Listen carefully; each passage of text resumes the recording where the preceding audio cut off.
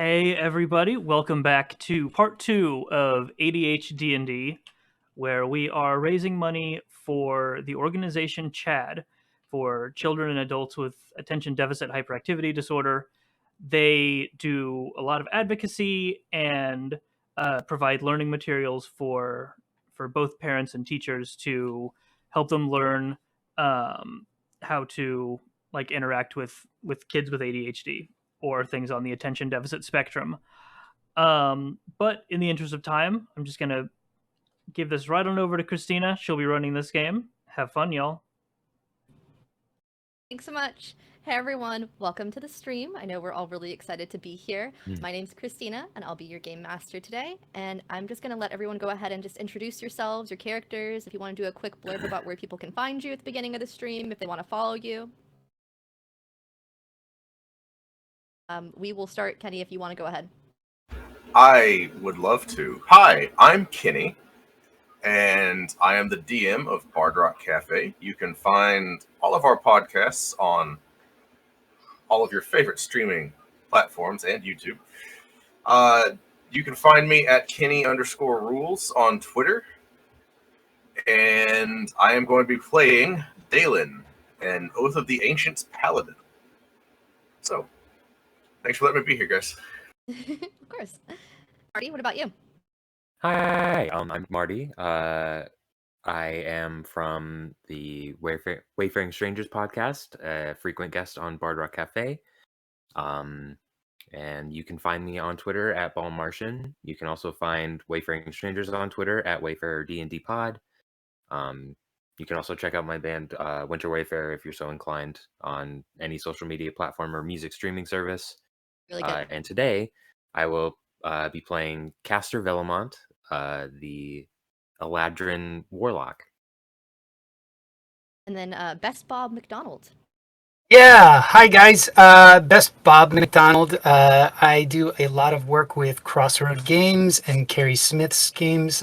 You probably may have seen me in Deadlands: The Crossroad and all of her other actual plays that we do on her channel over at YouTube.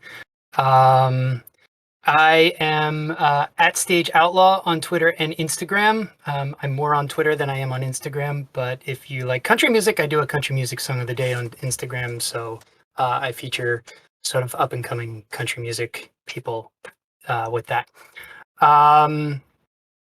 And finally, I am playing Thwomp, a Haragon monk, Way of the Drunken Master. Awesome. And yeah, let's go ahead and get started. I will set the scene for you guys.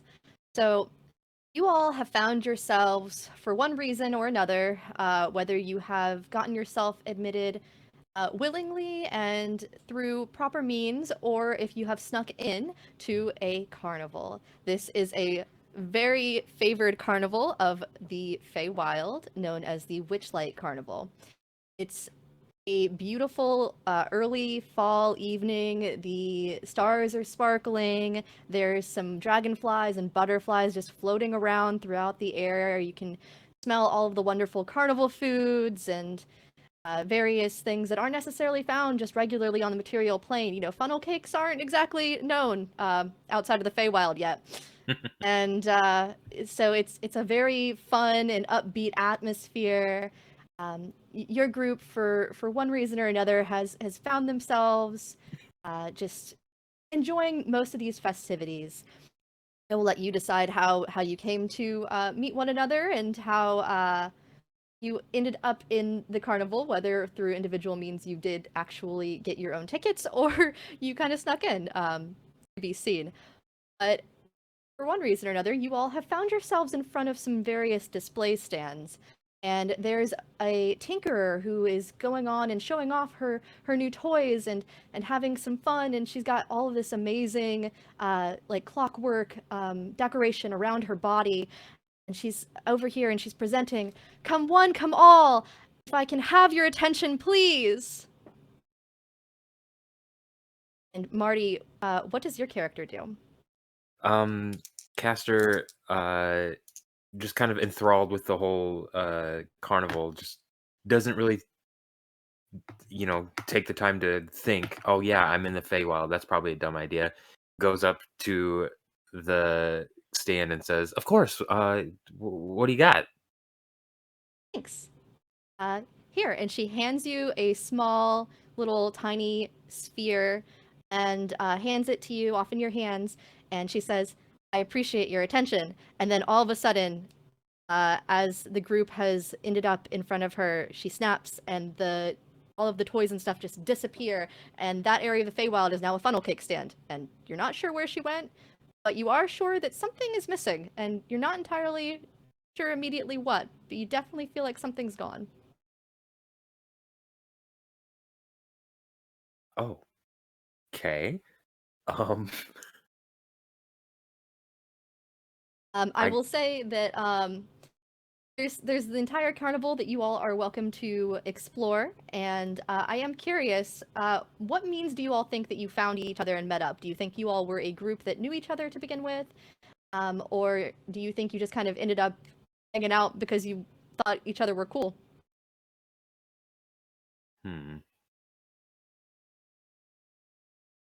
I don't know. I think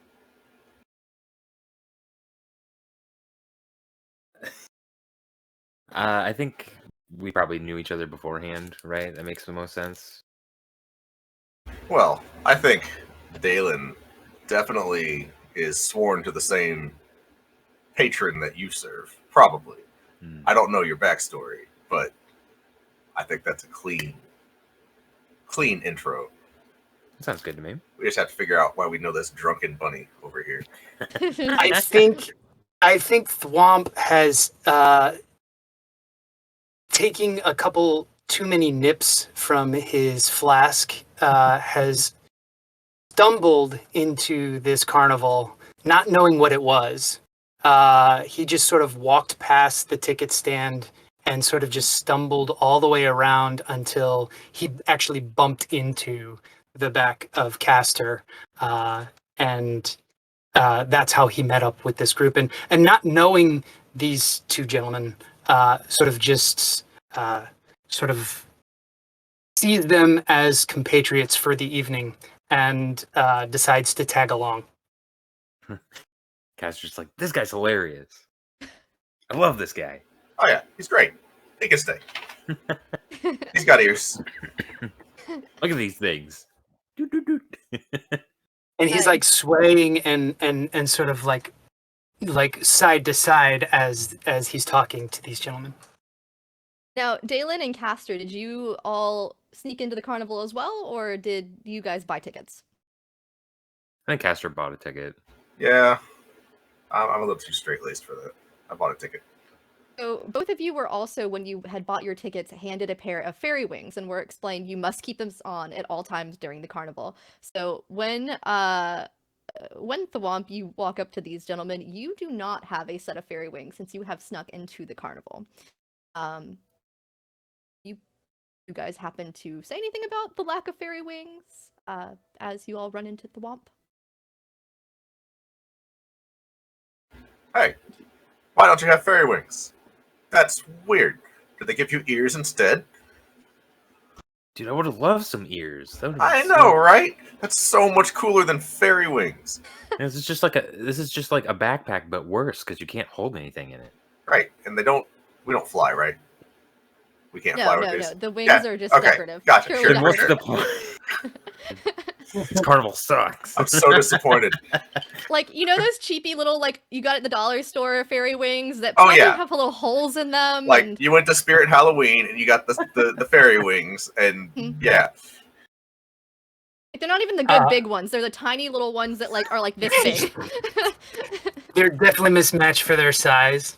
Yes. Thwomp is just sort of swaying and looking, trying to look over his shoulders, and he says, "I have not heard about fairy wings. Where shall I get one of these?" Here, you can have mine, and I give him my fairy wings. Okay. So he straps them on. Awesome. If you jump really high, and we all use our imaginations, you're flying with your fairy wings. Yeah. So as you guys are hanging out and talking, are you guys moving in any particular direction in the carnival? Is there any particular food or event that you are interested in attending? There are various carnival games. There are rides that you can partake in. There's races that are happening. Kind of a whole bunch of stuff going on. Like anything that you can think of that would be at a carnival, like music and other things, is happening at this particular location. What kind of games we got going on? Glad you asked. We have a whole bunch of them. So you can participate in a staring contest. You can see that there is a Cyclops that's just kind of like very loud and shouty, and is very challenging to anyone who gets a little bit too close. Daring anyone to stare them down. There is a like, you know those games where you're like guessing weight or guessing like the number of something in a container? There's another person that's like a little tiny pixie that's like, birds of a feather, how about feathers of a bird? Step right up and guess how many feather festoons in this fiendish fowl. There's a poetry contest, if you all are so inclined, that's being hosted by a little gnome across from the ferry. And they're like, sound to the chime, it's time to rhyme. You bring the poem, we'll bring the noam. There's a catch the dragon by the tail game, where you are attempting to outrace a dragonfly. There is a ring toss game happening, and they're just kind of competing against each other at these particular games.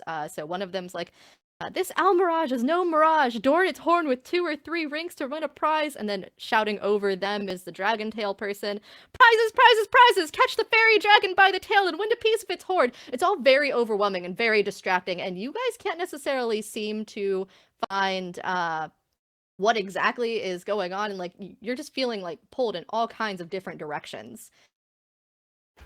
Dalen is kind of standing just in the middle of all these different loud noises, people trying to get his attention, and he's just munching on a funnel cake like, I don't know what to do. Yeah. I think Castor is definitely like paralyzed with choice at this point. It's just like, the ring toss, but the poetry, no, it's staring.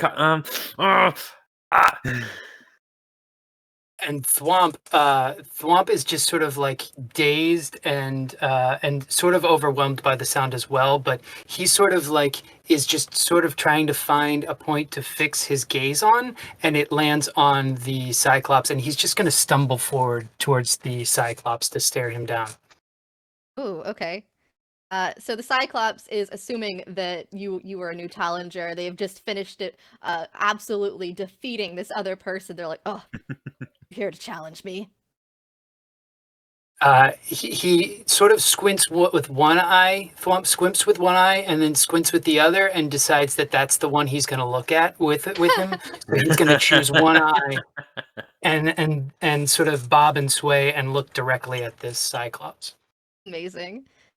So the Cyclops is very, very like gruntish and brief. He's like, who blinks first loses. I will win. And I am going to need you to roll a Constitution check. See if you can beat the Cyclops. Oh boy. Man, if I had had that other magic item you suggested, this would have been a perfect time. Slam dunk, right? That was a 12. Okay. So you're standing there, you're like occasionally squinting one eye, and the Cyclops is just staring at you, one very large eye, unmoving, unwavering, and you almost feel on this fall night like you're not entirely sure if it's something from one of the like various pixies that might be floating by, intentionally flapping their wings a little too close or anything, but a little bit of the dust goes in one of your eyes that's open, and so you accidentally squint just a little too tightly on one eye, and unfortunately do not pass against the Cyclops. Darn. Thwomp is like, and he like starts rubbing his eyes, and he's like, oh, I know it'll fix it. And he takes his flask and he pours a little bit, just a meager amount, into his eye, because he knows that'll like flush it for him. And then he takes another nip.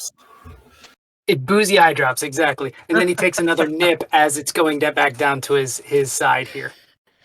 Get directly into the bloodstream, I guess. into the eyeball stream. Amazing. So, yeah, there you've unfortunately not won against the Cyclops, but he's like, told you I'd win. And then he goes and he stares at whoever is next, in the rotation of challengers that he has. A lot of people sort of seem very interested in trying to beat him.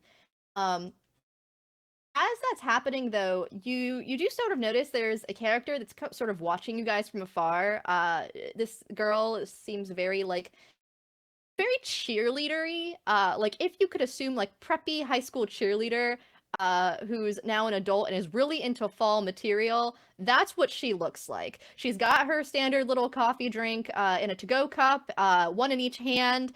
She's wearing like a crop top long sleeve sweater, and she's like, I think you guys are like missing something. What? You're like missing something. There's just something about your whole like vibe that's like not right. Like, do you guys, something happened to you guys? Something's like totally weird.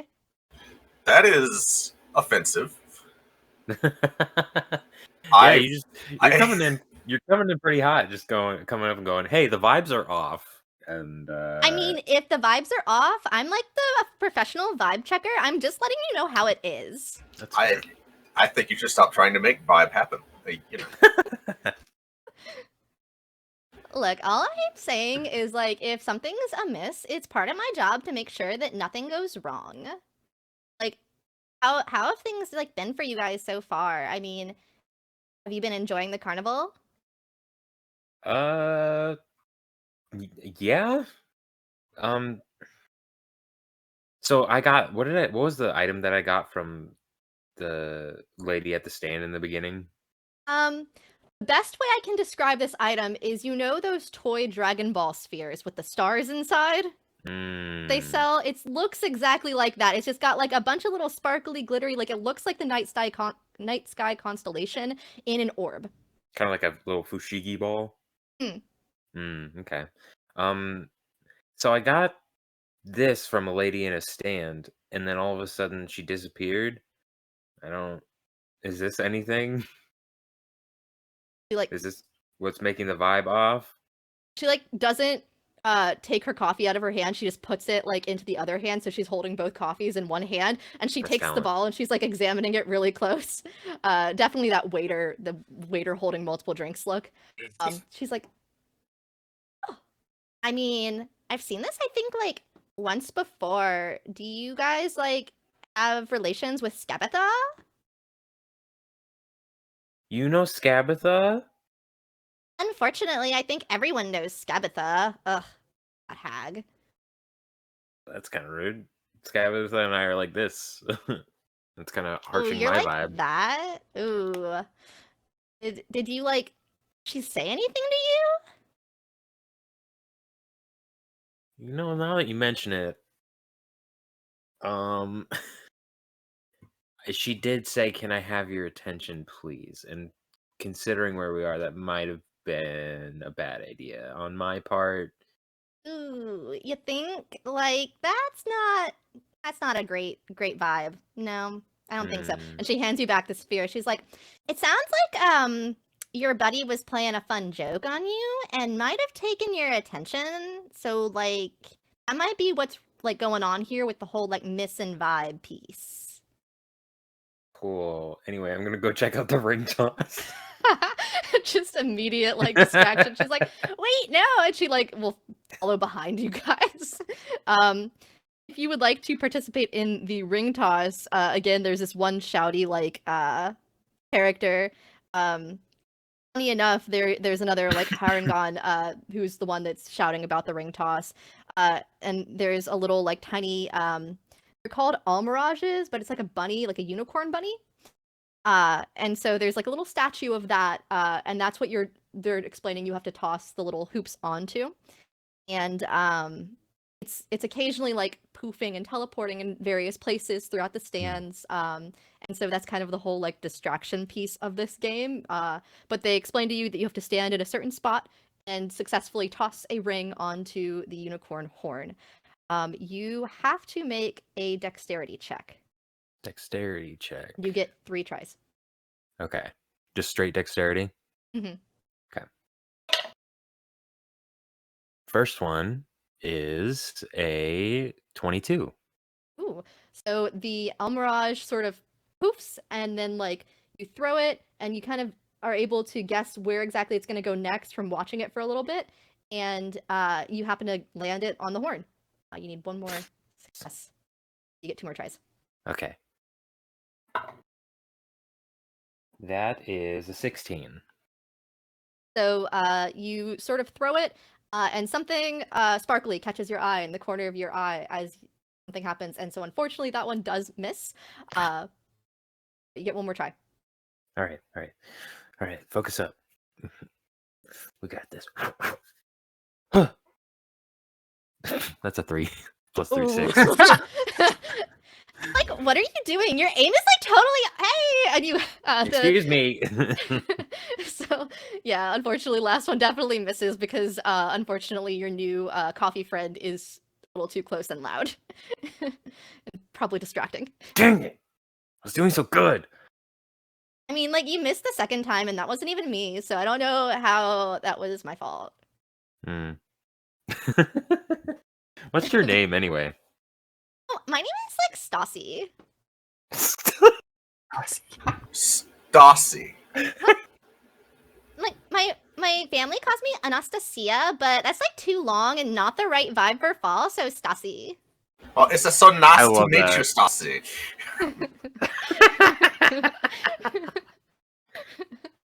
Awesome. Yeah. So like, you guys just like here to enjoy the carnival, or like what were you here for? Or are you just vibing? Just vibing. Just vibing. But now the vibes are off apparently, so I mean, they're still off, yeah. Like something I'm just here. You guys are really interesting. And so I don't have anything better to do. It's my break, so like I'm just gonna follow you guys. okay. Well, I guess I should probably try to get in touch with Scabatha. Not super cool. I totally would have won that ring toss any other day, but Mhm. yeah, we better see what's up with Scabatha. No, it's kind of weird that she's like at the carnival in general. That's really weird. Usually she has her assistant here more often than herself. So I guess she's just in a particular mood. Have you guys been like chill, or did like something happen that she like would want to pull a prank on you? I thought we were chill. She does stuff like this from time to time. I just I roll with it. She gives me spells. It's fine. Yeah, I mean, my patron just likes to talk about coffee, so like I can't relate, but you know, it's okay. Yeah, I mean, it's weird that she was here. She might just be around. So she left you this clue, I guess, with the attention whole piece about the starry night sky. I mean, it's kind of dark everywhere in the carnival, so I don't know exactly how much of a clue that is. But there's like the Hall of Mirrors and some other places that maybe she's trying to say like a night sky, like I don't know. And Stassi just kind of like starts listing off all of these various places that could potentially be related to the night sky. As like you guys do notice that you've been in the carnival for a couple hours, so like it's like that early evening, like the sun's setting, and it's that beautiful like reddish color sky, and the moon's starting to come up over the horizon. It's a cute little crescent shape. And so she's just like rambling at you guys about all of these like various places that it could potentially be. There are a couple that might stick out to you guys, but roll me perception at disadvantage to see if you're actually able to pay attention as she's talking at you.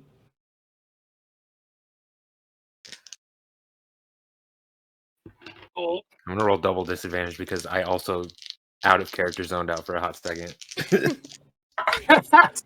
At a disadvantage, that's 12 for me. Okay. I've got a 9 at disadvantage. I got a 12. Okay. So I think that Dalen and Castor, both of you, are just like zoned in on her. It's that kind of like opposite of like lost attention, hyper focused attention, where you're just like, yes, everything you said makes sense. Thwomp, you're just like, this girl talks a lot, and I mean, like, what's that one whiskey that people like a lot? I can't think of the name of. People put in their coffee. Bailey's? Oh, like an Irish coffee? Yeah, you're just like, wow, Irish coffee sounds really good. That's all that's like running through your mind right now. I see the coffee. I'm like, whiskey, coffee, Irish Mhm. coffee. I want an Irish coffee. That's exactly what I want to do. Where's an Irish coffee around here? I wonder if there's an Irish coffee in the this carnival. Oh, I mean, yeah, there's a few stands that probably would sell that. I mean, you know, the Fae definitely like to party, so I don't think that would be a hard thing to find. And so, but you guys do, the other two do focus in. The Hall of Mirrors seems like a possible good place to be, and then she also listed off this like this lake that might be an interesting place where like the moon is kind of noticed. And then she said that there are some dragonfly rides where because you're like basically racing on dragonflies and they like go up into the night sky at a certain time, you can see the stars like very well. And then she also, yeah. That's the one for me. Dragonfly rides. They gave me fairy wings. They didn't fly. That was disappointing.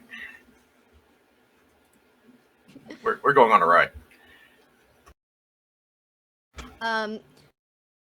Do you guys go without Thwomp, or do you follow Thwomp to the Irish coffee stand, or how? Because one of you is going in one direction, and the other two are wanting to go in another direction right now. Let me roll for it.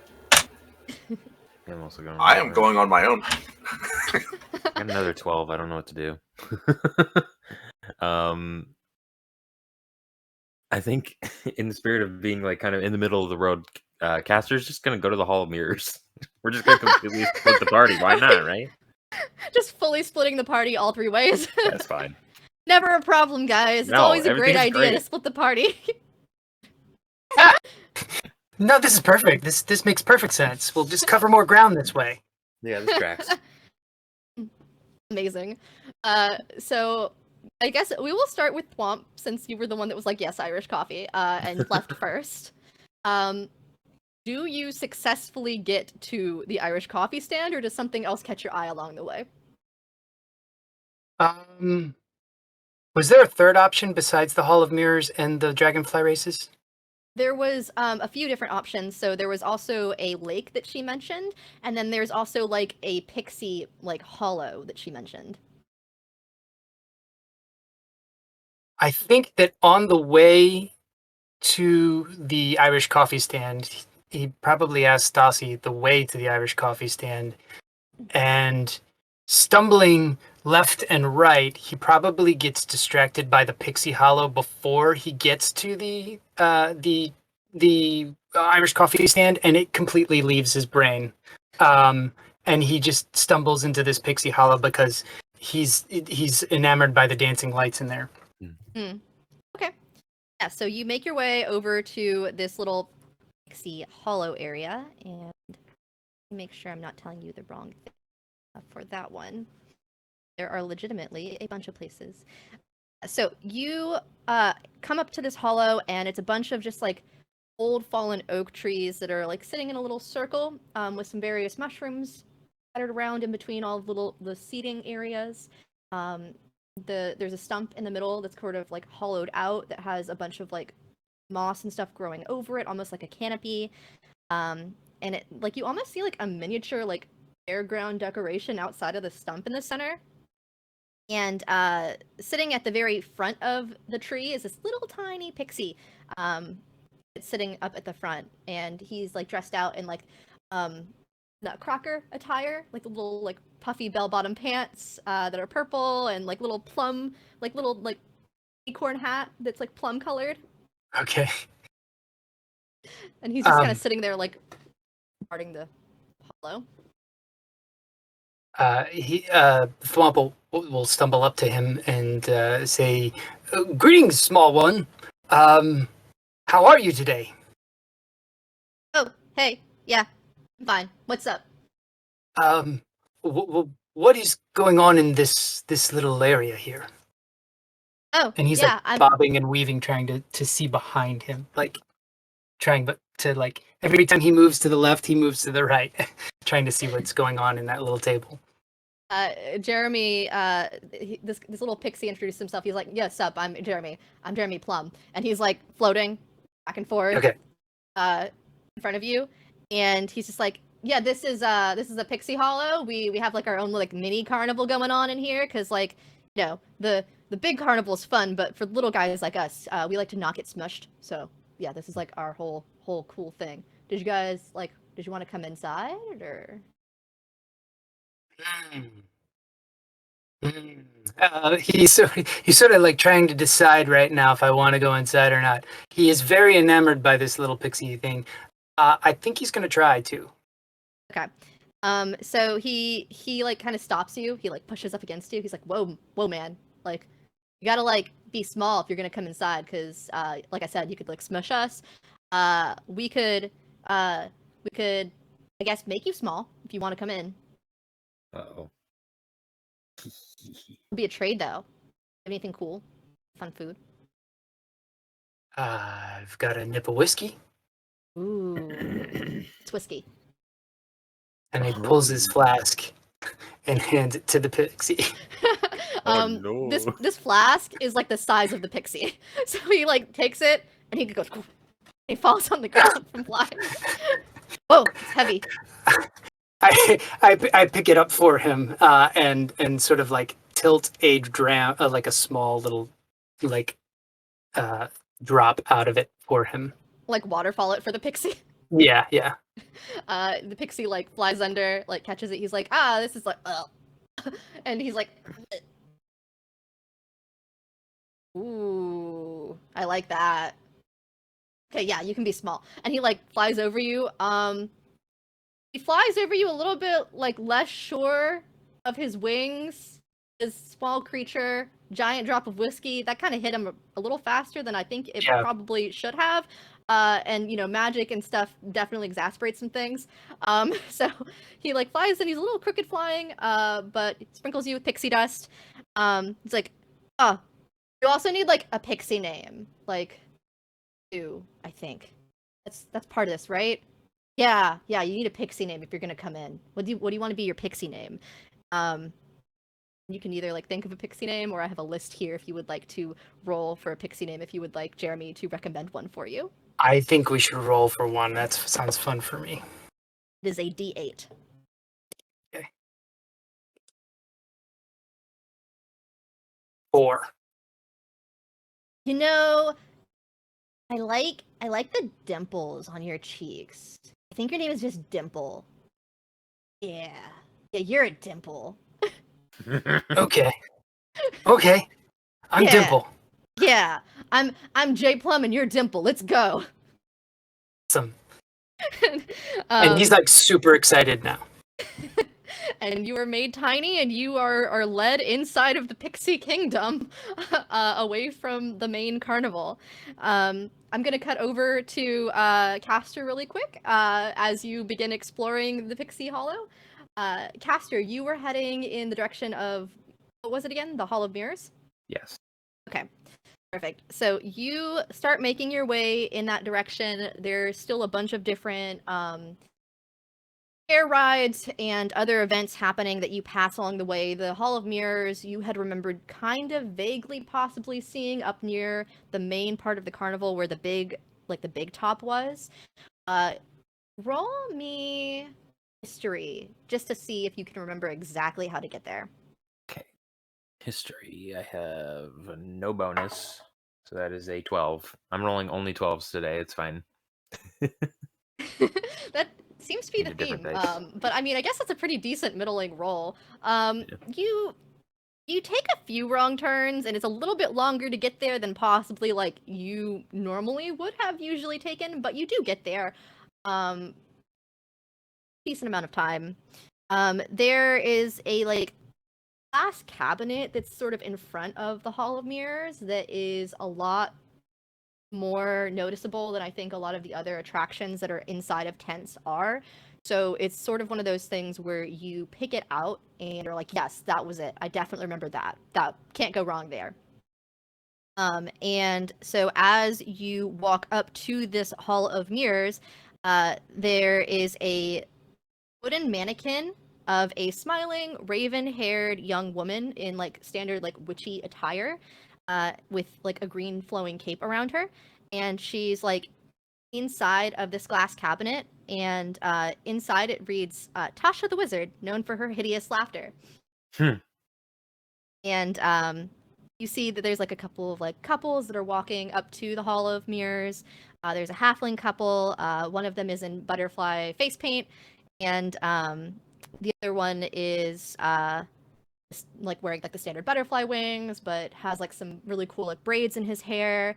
And like right before they get fully inside the tent, you see that he like gets on one knee and he like is proposing to her in front of the Tasha's cabinet, and she like starts absolutely rolling with laughter. The girl that's in the butterfly face paint, and no.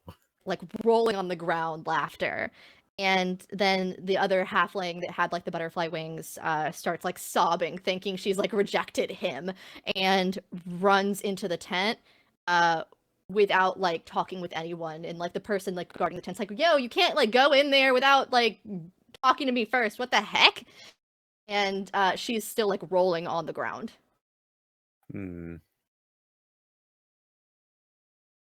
I go up to her and I go, well, that was kind of harsh, don't you think? She's like nonstop laughing. Like she still can't stop laughing. Roll me another. I know you just said you're bad at history, but roll me another history check really quick. Cool. As you're I'll like, use a different dice this time. Well, it's a little better. I got 15. Perfect. That's exactly what you needed. You sort of like see her laughing, and then as you're following her gait, like rolling around on the ground, your eye catches the Tasha, known for her hideous laughter, piece of this little glass cage, and you're like, maybe there's a correlation. Okay. Did she like touch it, or was she just in proximity of it? Unclear. You did not necessarily see her touch it, and it wasn't sure, like, the perception of, like, the actual depth of how close she was to it is not something that you would have seen. You were probably about, like, 45 feet-ish away as you saw, like, this happening, like, from the distance. Okay. I think this is a spell that I could technically know, or, like, prepare at some point, hideous laughter. Would that be something I have knowledge of, just in general? I think so. I think that would make sense, especially given who your patron is, that, like, Right. would have some Fey knowledge, especially of those spells. Okay. I was gonna say dispel magic, but I don't even have that. I say, can we just go over here? I think it'd be better if we get away from here. She's still laughing. I think she's still laughing, but she does, like, if you offer a hand, like, take your hand so she can at least, like, steady herself, and, like, get over there. And eventually, like, as you do, like, take her off to the side, the laughter sort of, like, does wear off, and she's, like, kind of able to compose herself, like, tears streaming down her face, and they sort of eventually turn into actual sobbing tears as this realization of what has just happened sort of hits her. Oh, whoa, hey, it's okay. No, it's not okay. I just started laughing uncontrollably when the person I love the most just proposed to me at the place we met for our first date. What do you mean it's okay? Okay, maybe it's not okay. No, it's not okay. Castor also starts crying. Listen, we'll go in there. We'll find him. I'll help you. I'll help you explain it. It'll be okay. Let me help you out. Mirrors. There's like it's so many places you could go. We could have already made it out the not making any coherent sense. She's just a sobbing mess right now.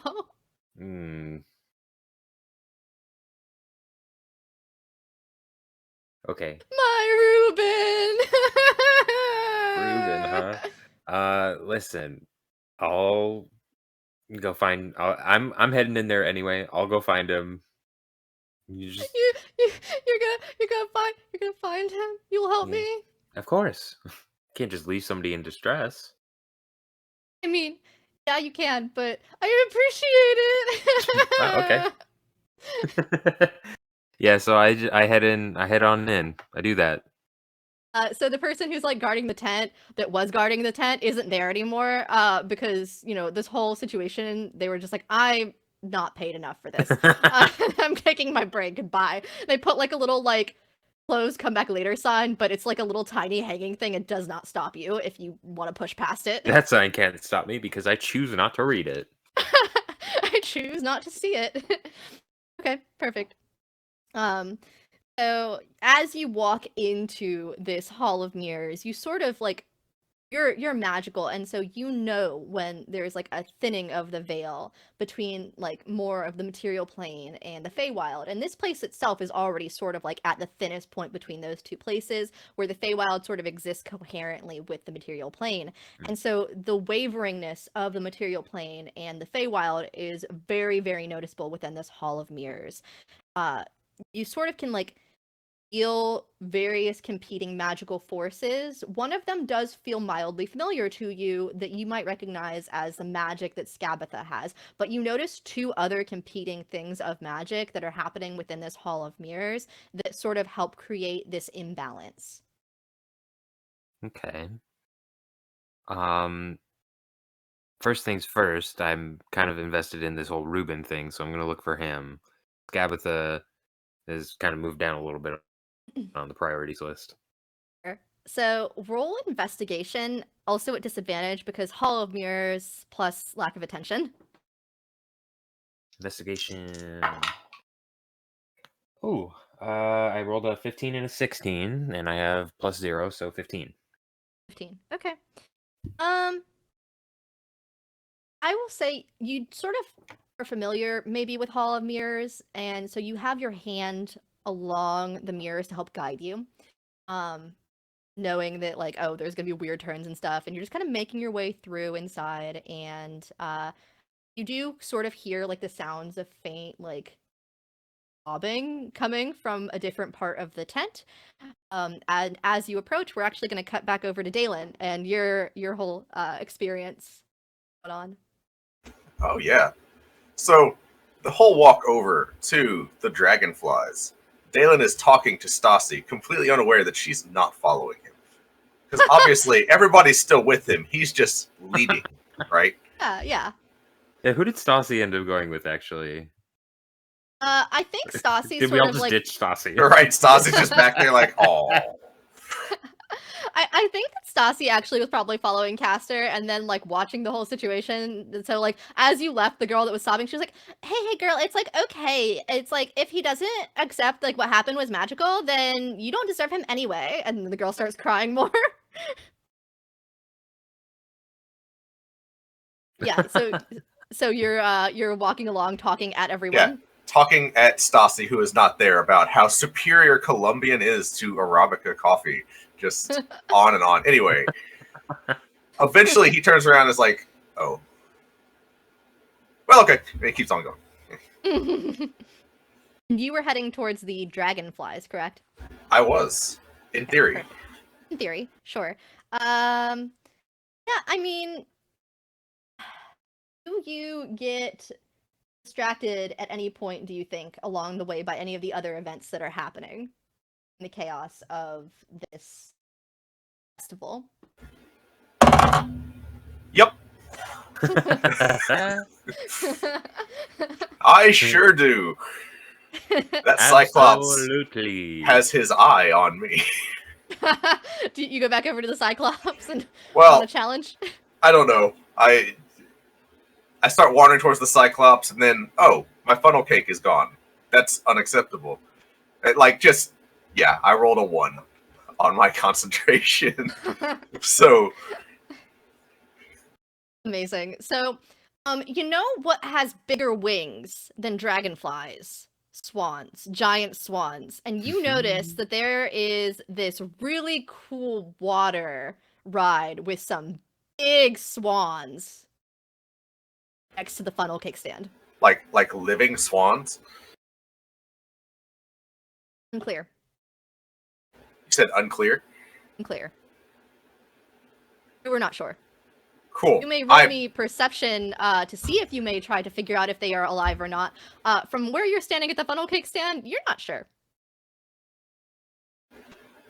I'm making a beeline over there, but sure, I'll roll perception. No, that's a 2 on the die. No clue. They're alive. They're definitely alive. Yeah, sure. They're well. So the thing is, as you're coming up, even with a 2, you're like, yeah, they're alive, but like they are like moving, but they're made of wood. Like it's unclear if they're like animated magically or just fully alive wooden swans. Like the whole like balance in between them is like they're really, really good at moving however they're moving, whether they are alive or not. And so that's the whole thing, is just like, wow, those are really great. I wonder when we got like wooden swans. Like that's really cool. Like when some of the people in the back behind you were like talking. Cool. I immediately slap myself in the face and cast Speak with Animals and try to talk to the swans. Okay.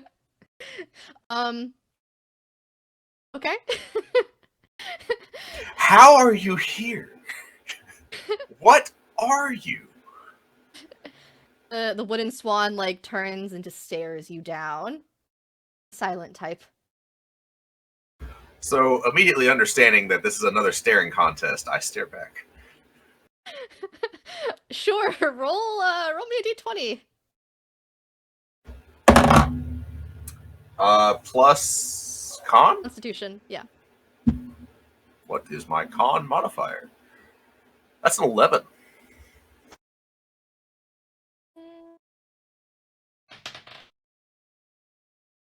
Believe it or not, wooden swans that are magically animated don't always blink. So unfortunately, I think that the swan is intensely staring. No blinking. I blink Getting first and closer to your oh, dang it. It does like slowly move closer and closer to your face though, and eventually the person that is like at the rides is like, yo buddy, back off from the swans, okay? Like they're a little bit bubble invading, if you know what I mean. So as he says this, I've like, as the swan is approaching me, I'm like moving slowly forward to the swan, like just like getting my face up to the swan's face. Above game, I expect to get like honked at, or like bit, but he tells me to back off and I back off. So, yeah. Yeah, so like as soon as you were starting to back off and the swan got really close to you, it does like try, if like there's anything like hair or anything that it could have tried to grab, it does try to like nip. But obviously, like because you backed off when the guy said so, it doesn't happen. Gotcha.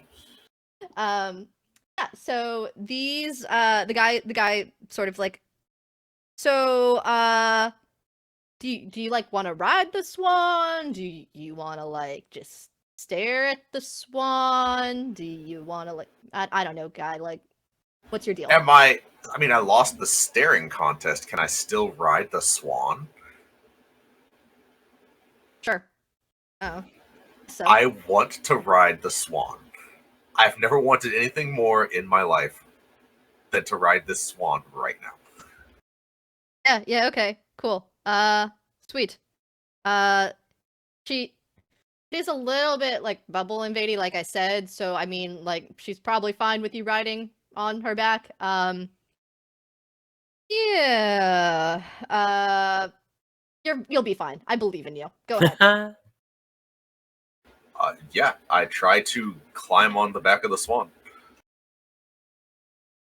How do I know that you exist? She says as she turns her back towards you, or turns her head towards you as you ride on her back. You do successfully get on her back, but like she like turns towards you and starts like sailing away very rapidly, I might add. If I were to put this into terms, 60 feet per 6 seconds, like rapid spinning gondola. Sure. Oh god. Yeah. Okay. Yeah, I hunker down because that is a little faster. Like the acceleration had a little more kick than I was expecting. So yeah. And actually, roll me a dexterity check just to see like how yeah. well you do maintain your. I am a paladin. I'm great at those. A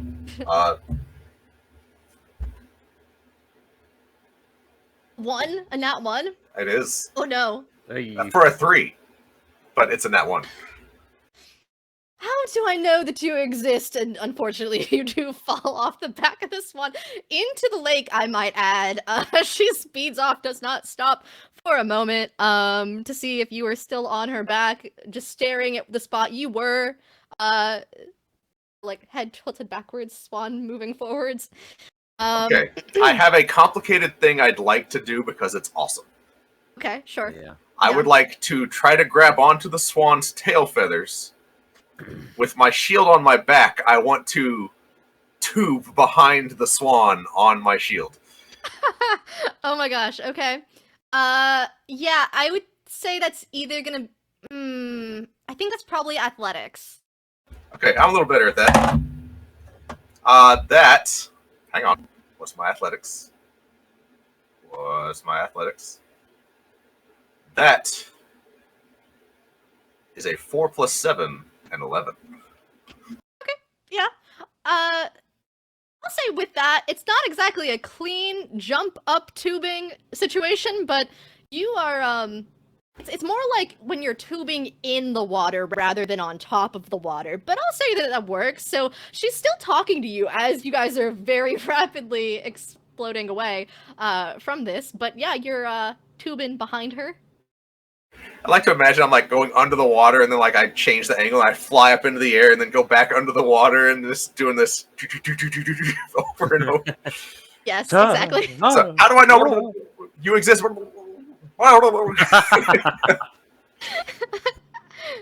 Oh boy. So I think we're gonna cut back over to Pixie Hollow with that. So yeah, you are inside of this Pixie Hollow. It's essentially this mini version of the big carnival that's happening outside. It's a lot quieter, weirdly enough. Almost like it's been magically protected because, you know, like Plum was explaining to you, J Plum was explaining to you, they are very worried about people stepping on them, and so there's like a barrier that helps protect their little home. So that people don't get into their personal business. But it's very like, much to your preference, it does like smell heavily of like blackberry wine and various like flower blossoms. You can smell like honeysuckles on the air within this tiny little area. And there's a bunch of different colorful doorways that are nestled in the bark of the base of the tree, like where you guys sort of pop up. Thwomp is going to turn to J Plum and he's going to say, "Where's that wonderful smelling wine? Which door to that?" Oh, I think a great question. I don't remember anymore. Oh, man. What did you call that? Whiskey? Oh, my brain is not doing what I think it should be. You know, there's a lot more colors than I remembered existing inside of this this tree trunk, man. Ooh, this is fun. I'm having fun. Are you having fun? Oh yeah. So he turns around and he's like, okay, if he doesn't know the one, he's just gonna like sort of point his finger, and wherever his finger lands, he's gonna like go to that door. Okay, sure. So you point your finger and you are left to a door that sort of has like this, it looks like the color of a lake. Like when you look at a lake and it's rippling, then the various blues and like the dark like midnight color at night, that's sort of what this door looks like that you land on. Does it have any writing or anything on the door itself? And you read Sylvan. Yes, my language is Sylvan. One of my Okay. languages is Sylvan. Awesome. So the door sort of has this cryptic message of just lakefront. Lakefront. Okay. Lakefront, yeah.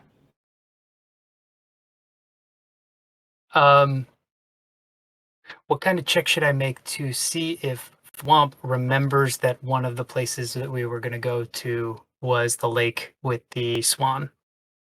I would say that's probably a history check. Okay. I'm not good at those, but I will make that check. That's a 2. A straight 2. Hey. Look, you may presume that your wine senses are leading you to this door, or you may presume that there is a different door that the wine is behind. I will leave that up to you. I think my wine sense is taking me to this door, so he's going to open it anyway. Okay. Wine sense. So you do open this door, and there is like, as you do, sort of foggy mist rolls from underneath the door, and you catch like light of a shimmering lake, and you see like sitting in the center is a mermaid, just sort of singing along to some music that she's created on this like harp that she's playing. And some other of like the pixies and other people that have also been shrunken down by other pixies are just admiring her singing that's captivated everyone. I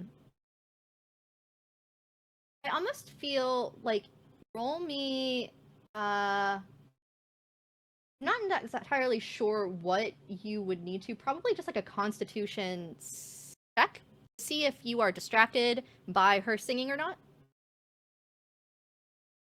16. Nope, you really want this wine. So you're just like, bet, cool. And continue on. So you're just like, that's cool, maybe later.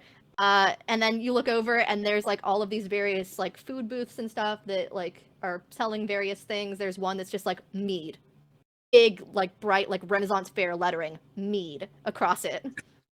And he knows that's where he was going for. And so he goes over to the meat. Hi, hello, what's up? Can I help you? Yes, I'd like to taste your finest mead. And he's like bobbing and swaying. He's like actually like leaning on the table because he's bobbing and swaying so much. Amazing. So the person, similar to what J Plum had done before J Plum was left behind, was following you and is like bobbing and swaying, like thinking like this is a cool game you guys are playing. And so this person is just like, oh, okay, yeah, sure. We do usually do like trades and stuff. Excuse me, that's my familiar in the background. That's just kind of existing. So please pardon me. You know, they're fine though. They're not near any of the meads, so none of their fur should get in the way. But what would you like to do? We could do a game, we could do a trade, we could do all kinds of fun stuff. Let's do a game. He's feeling a little jovial now that he's in this like fairy pixie realm. He's willing to play a game at this point. Okay. Ah, you're it. And she like pokes you, and then like flits away. She sort of like catches you, I think, a little bit possibly off guard by this game. Because you know, game doesn't necessarily mean like physical game, especially when it's in relation to mead, but this pixie decided that tag is going to be the game. Do you have anything that could potentially, I'll say, stop her, or would you like to just straight up try chasing her down? Let me see.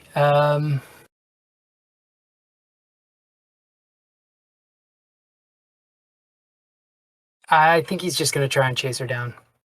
Okay. What is your movement speed? 40 feet. Okay. I'll treat this like a straight up like roll off, just because that's about her movement speed too. So roll me just a d20. You can add your dexterity modifier if you would like. Okay. That's a 10. She is just a little bit outside your reach. Like you go and you reach for her, and she like sort of does like a trick out and like takes that like bobbing weaving that you were doing. There is something that I can do with my features, I think. Okay, sure.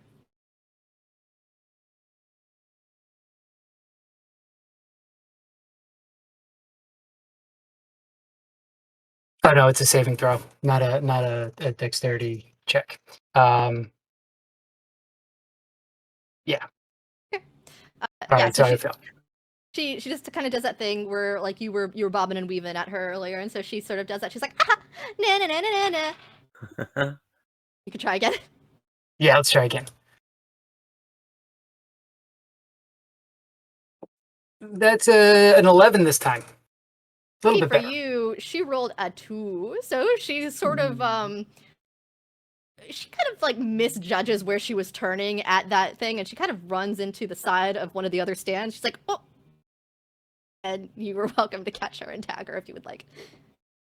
Yeah, absolutely. And usually much better at tag. That's okay. That was fun. Thanks for playing. And she'll go back to the stand and then hand you a glass of mead. Thwomp takes it with both hands and sort of just gently, like, just savors it as he's drinking. So he's going to drink it and he's going to taste all the flavors, and then he's just going to continue to drink the entire thing down.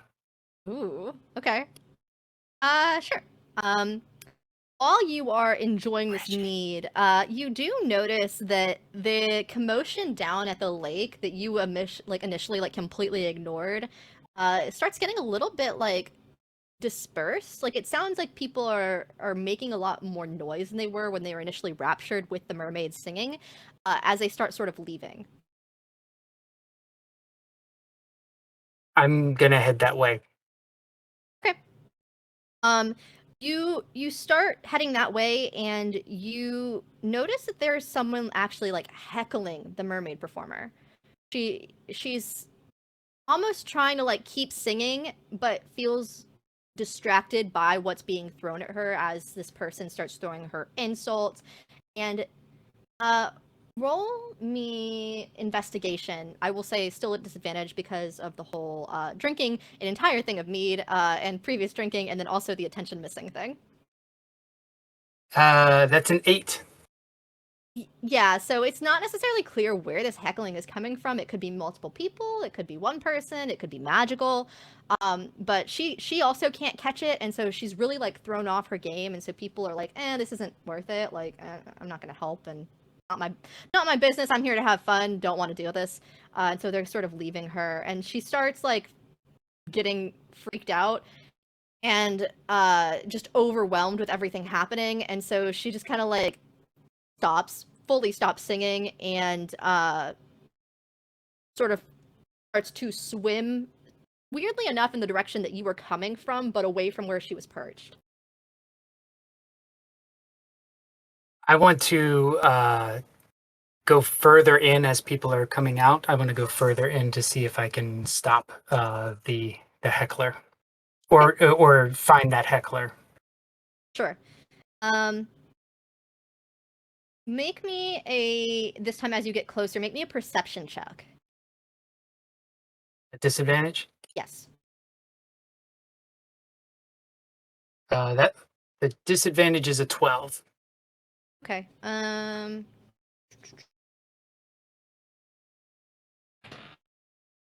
Yeah, as you get closer, you're still not necessarily able to pick out where this is coming from. It seems definitely louder as you get closer to it, but it's still unclear where or whom or by what means this heckling is happening. It's very mean, very rude things in a mix of languages. You can't sing as well as my mom can. I bet you can't even hold a note for very long. Huh, you kind of suck. No one likes you. Just absolutely rude, mean things. Yeah, that is mean. Thwomp is not liking this at all, and he's almost put off by the sounds of them. He wants to do something to help out this mermaid because he doesn't believe this is the right thing to do. He just doesn't. He's trying to find where it is. He's constantly looking around, trying to find this heckling. You can make another perception check if you would like. I will say, as you are looking around and as this mermaid kind of swam away, most of the other people are gone. There's a few people still left, and it's very dispersed, and so it's kind of weird that this amount of heckling is happening with the least amount of people possible here. Yeah. Um,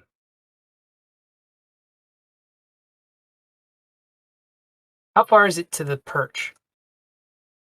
It's in the water, and it's about like it's not very far into the water. It's like 15 feet. Unclear how deep the water gets, like in between where you are and then like where like she was perched up. But she did jump in and swim away.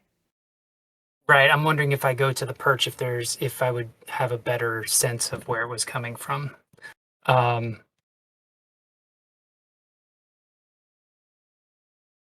yeah, let's do that. You go onto the perch. Yeah, that's what my Okay. gut's saying. You still roll me perception at disadvantage and see if you can catch that. Ooh.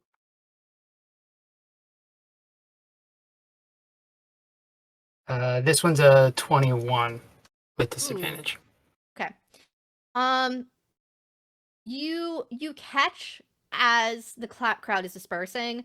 One last like mean thing is thrown at her as she's leaving, and there's like a cloak that you see like leaving with most of the crowds.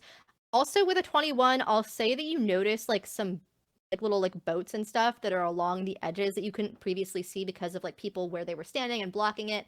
And so you do see that there are like boats that are set up so you can sort of explore more of the lake later on, but you do catch someone as they are like leaving into the crowd.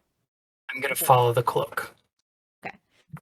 You jump back on to the mainland and you follow this cloak, and I'm gonna jump back over to Marty and Castor and see what's going on with the whole situation in the Hall of Mirrors. Yeah. Okay, so I was looking for Ruben and I rolled that perception check, I think it was. Yes, and you did succeed. You did hear some quiet sobbing further deeper into this Hall of Mirrors. And you may choose to continue approaching if you would like. Yeah, I think I will. I will Okay. do that.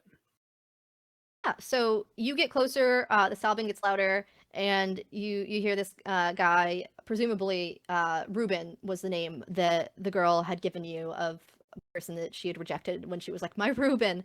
And so he's like sitting like hunkered into a corner, sort of in between where two mirrors meet. And he's just not paying attention to anyone or anything, is just like silently sobbing.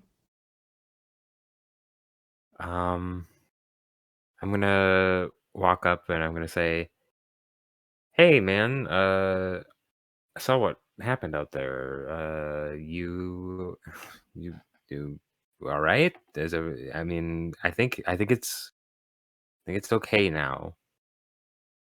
What do you mean it's all right? My girl just started laughing at me while I was proposing to her. How is that in any way all right? Also, who are Well, you? hi. My name's Castor, and I'm here to fix your problem because I have an inherent need to fix people's problems. Mood. But Cassie's like, why would you want to help? That's not normal. For here. Damn, got me there. I don't know, something in my brain just goes, "Hey, this Follow the problem is plot. your problem now." Something in my brain says maybe the plot. No.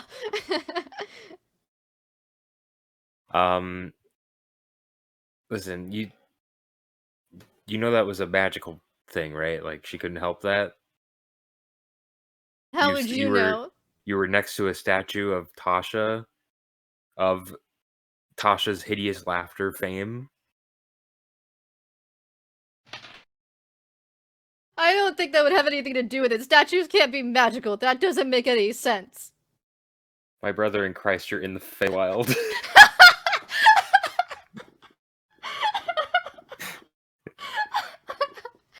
Oh, right. We are in the Feywild. Oh.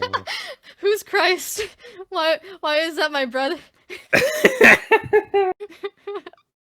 I was trying to think of a D&D deity and I didn't have time. Brother and Pelor were in the Feywild. Pelor would have been a good choice. Listen. I'll help you get out. We're gonna get out of here. We're gonna find. I forgot. Did she even tell me her name? No, fully No. not. You didn't necessarily ask her, and she No. was too involved. She just kind of cried out Reuben. And we're gonna smooth things over. And I used Druidcraft to make some flowers to like Oh, and give them to him. And I say, we're gonna smooth things over. It'll be great. okay. This sounds good. These are cool flowers. What kind of flowers are they? Oh no. Name a flower. It's a little snapdragon, just a tiny little snapdragon. Oh, that's cute. He takes it and he tucks it into like part of his beard that he had. Yes. And so there's a little tiny snapdragon. He's like, "Thank you. I love flowers." Heck yeah. And do you try to immediately leave, or do you press further trying to like leave out, or do you like leave towards the beginning of all of I yours? I think I'm probably more focused on like getting out. So instead of like trying to backtrack, I'm just gonna go, oh whatever, we're like halfway through anyway. Okay. So as you sort of turn, because he was huddled in the corner of a thing of mirrors, when you turn with him to try to get out, you catch your reflection in one of the mirrors. And what did your character look like when they were a child? Probably at that stage in Castor's life, he was a spring Eladrin, so very obviously a lot smaller, more of a green kind of verdant hue to their hair and skin. Maybe a little flower in the hair. Yeah, I would say probably like a more spring Eladrin vibe as opposed to the current autumn deal that he's got going on. Okay. And you sort of like continue walking on. You just sort of catch your reflection of yourself as a younger kid. And you're just like, yeah, okay, Hall of Years. And then as you're continuing walking and you pass this reflection of your younger self, you see yourself again, but now older. However you would imagine that your character looks in old age for an Eladrin, whether you were still an autumn Eladrin, or maybe you've proceeded through the seasons. But weirdly enough, as you're looking at yourself in this image, as you transition from young to old, you hear a giggle, but it's like a clockwork giggle. And you sort of see the flit of a fairy wearing a mask over their face in this reflection of you. And it sort of like lingers for just a moment. And roll me perception really quick to see if like... Actually, no, roll me history to see if you can recall who this person is. Okay. 13? Yes. So you are very familiar with this person.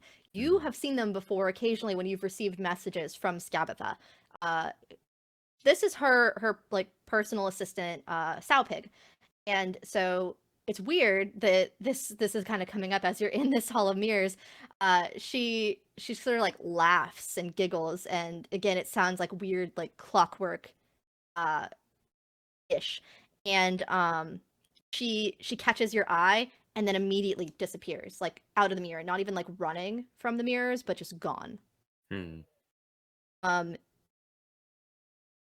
You may roll me perception to see if you catch anything else. Okay, is that with disadvantage currently? Yes, for still. perception checks? Okay. Oh, I rolled a nat 20 and a nat 1. Ooh, that's unfortunate. Oh. I will see if Reuben maybe helps you because he's smaller to the ground. No, he does not. He's still crying. He's just following your lead. He's like grabbed your hand and is following behind you. So yeah, she laughs at you and leaves, and you may be just left wondering like, what the heck? That's All right, that was weird. Anyway. Ruben doesn't necessarily catch her in the mirror. It seems like that wasn't necessarily something he paid attention to, but he does follow behind you as you all make your way back out of this hall of mirrors. Sweet. I come up to what's her name? I never got her the name. girl. Oh yeah, Stassi's there. Oh, yeah, Stassi is there. Hey, I found him. Yeah, so like, I mean, if you put whipped cream on coffee after you put the creamer in it, it just like adds an extra layer of like cream.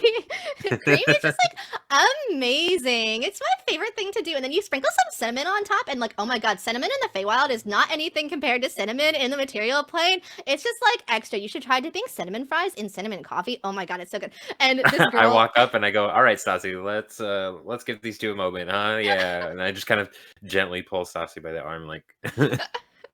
Oh my god, have you ever had cinnamon fries? It's just like they're so good. Actually, that sounds really good. And yeah, so you successfully pull them, and Ruben walks up to her apprehensively. He's just like, Sundial, is it true you didn't mean laugh? And she sort of like sniffles a little bit, and she's like, no, I love you so much, Ruben. Why would I laugh at you? I've wanted nothing more than for you to propose. Like, we've talked about this, and you know that I've wanted to marry you. What could make you think that I wouldn't? This is like the best thing that could happen here. And they like hug each other and start crying all over again, but this time in happiness. And you've successfully reunited the two of them. Drew crafts some snapdragons on the ground around them from like a distance, and I go, Castor Velomont, professional matchmaker, let's go. Oh my god, that was like so smooth. Congratulations, you two. And the two of them don't even pay Stassi any heed. They fully just like leave her behind and go and do their own thing. They kind of wave at you a little bit. And thanks. Invite me to the wedding later. And they go off. What would you like to do? Do you try to reunite with any of your friends, or do you? Yeah, I think I'll go see what Dalen's up to. I go, okay, well, I have accomplished maybe nothing here that's important to me. Let's see if Dalen's made any progress. I've saved a marriage, but that doesn't help my end goal. Who knows? Yeah, Stassi's like, oh my god, like, didn't you have like other friends with you? I think one of them went to like the dragonfly rides. It was where he said he was going, and then I think I saw the other one leave to go get like food, but I don't know if he made it there or not. I haven't seen him recently. Yeah, let's head to the dragonfly rides, I suppose. You make your way over to the dragonfly rides, and roll me concentration to see if you can make it to the dragonfly ride successfully, or if you may get distracted by the same thing or different thing. What is this roll gonna be then? It's Constitution. Constitution. Okay. It can be a Constitution saving throw or just regular Constitution, whichever you'd like. Okay, they're the same. So 18 plus 4, 22. Yeah, no, you fully stay on track. Make it to the dragonfly rides. I'm happy for you. Yeah. I've done it. So you approach the dragonfly rides, and there are these huge lily pads that are sitting on the surface of a pool that has like this fluorescent algae just glowing in colors of like purple and green and blue. The occasional like orange and yellow, just like starlight sparkles throughout the algae. And you see occasionally a giant dragonfly will land on top of these lily pads, and their wings are very like colorful, as is normal for the Feywild. So you see ones that have like orange and reds, like seeming like imparting danger and hopefully speed. And then you see other ones that are like sort of like older looking, and they have like more of the muted like colder colors, like those blues and the like icy colors, and some of their wings are clear. And they're sort of taking the children on a little bit slower rides, like with parents, and having fun. And you briefly see as you walk up, there's a small smiling tree, like a treant, and they sort of like are waving people in. And you see like on top of like in one of its branches this little tiny like, or I guess not necessarily tiny, but you see this like red squirrel that's like sitting on its like little tree branch and just is judging you in a way that only a squirrel could do. Relatable content. I guess I walk up and I've forgotten what I'm actually here to do. I'm like, hell yeah, dragonflies. These are fucking cool. Hell yeah. Yeah, so the treant is like also wearing their own fairy wings and are decked out with like little like butterfly pins all down their trunk, and they're just kind of like, they're, for all purposes of the word, actually vibing. Like they are fully in everything, like chill, cool movements, or just like occasionally helping a dragonfly land with one of its other tree branches. And the treant will like beckon you over, and they're like, "Sup, dude? Here for the dragonfly rides?" Yeah, man. These look dope. Okay, but like, we definitely need you to like, you either have to do like a trade, or if you want, my squirrel buddy can judge you and see if you're worthy of riding the dragonflies. I look at the squirrel. The squirrel is definitely judging. What do you got, squirrel man? Do you speak with animals? I can speak with animals at will as one of my eldritch invocations. Oh, amazing. Perfect.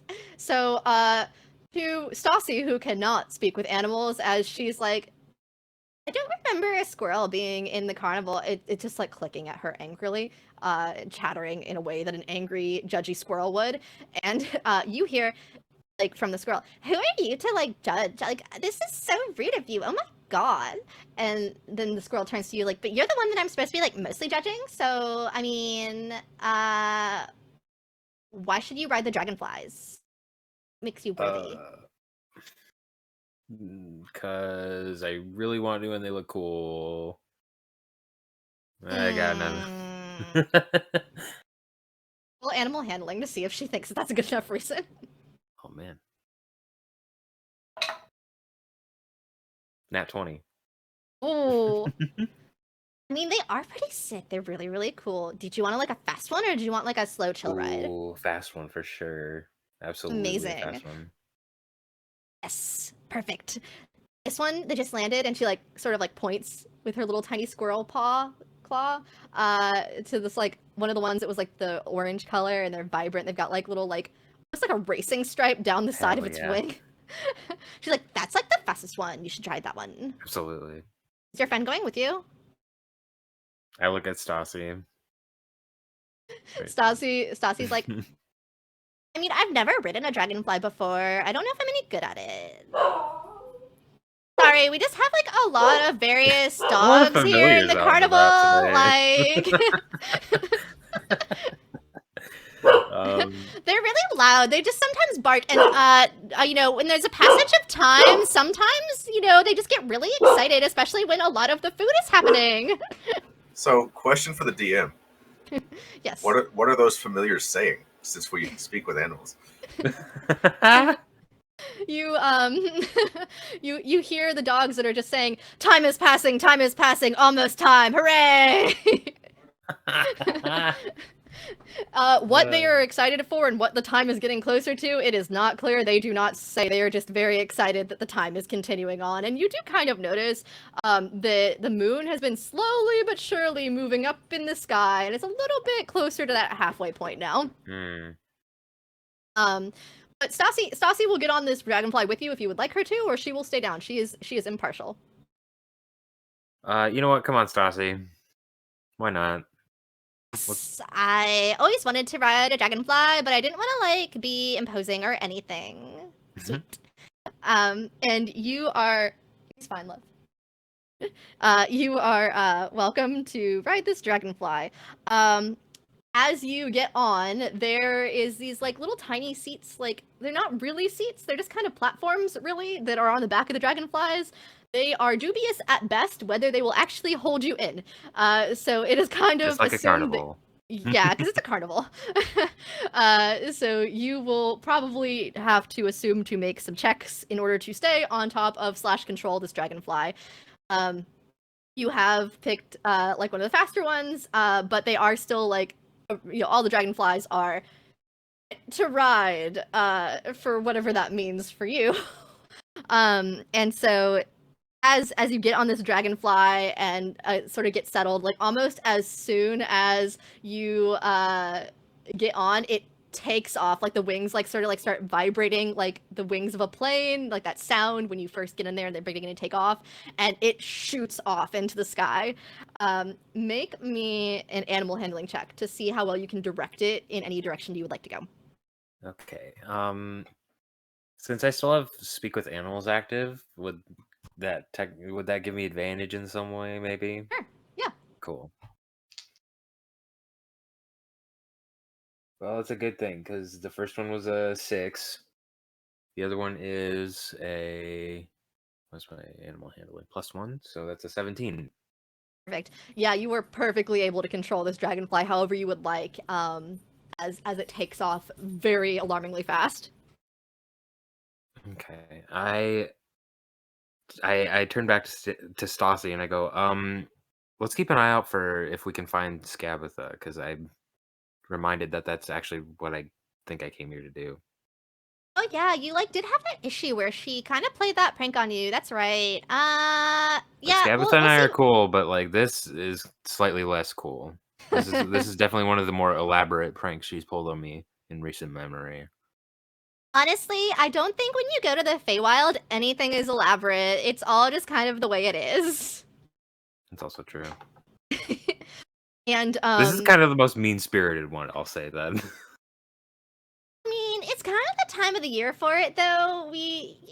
Just there's tricks and there's treats, and so maybe she was just doing something a little more tricky this time. And so you take off and roll me perception while you are on the lookout for Scabatha. Disadvantage still. Yes. 6. Okay. That was a natural 2. Stassi is unfortunately also not super helpful with perceiving things, but she is slightly more helpful than a 6. So I'm looking at the ring toss game. Thinking of what could have been. You catch all of the other like carnival rides. You see this really fun, cool swan taking off in another direction. You catch what might be Dalen's silhouette on the back of riding in a tube, almost not really a tube. You're not sure. It vaguely looks like Dalen. And you're like, yeah, Dalen was supposed to be here. I wonder if we can catch up to him. Maybe. And then Stassi is looking down and she's like squinting and she's like, isn't that like your friend down there on that swan? Oh. I thought he was over here. Should we go check that out, maybe? You're the one in control of the dragonfly, my dude. That is true. Hey, dragonfly friend, let's go over there. You're on it. And the dragonfly takes off in the direction of Dalen on the not tubing on the back of the swan. Dalen, how is that going for you? As the swan is still asking you questions about life. Oh yeah, so Dalen has now started to catch the choppy waves and is doing that bounce thing that happens when you're tubing. Reality is subjective! In worlds so full of magic is time an illusion? What really is magic? I'm imagining like Castor and Stassi pulling in on this dragonfly and it like skirts the water in that way where like the waves come up alongside Dalen. Sure. Dalen, make me a dexterity check to see if when that happens you can stay. So What's up? I think at this point, Dalen is tired of waterboarding himself anyway, so he's gonna let go. He's done. Make me the dex check anyway, just to see how well you can body surf. Oh sure. That's a 7 plus 2, so 9. I mean, it's not the prettiest body surfing, but you don't necessarily get salt water up your nose. You can at least do that. That was such a big wave. Oh my goodness, that looked like so much fun.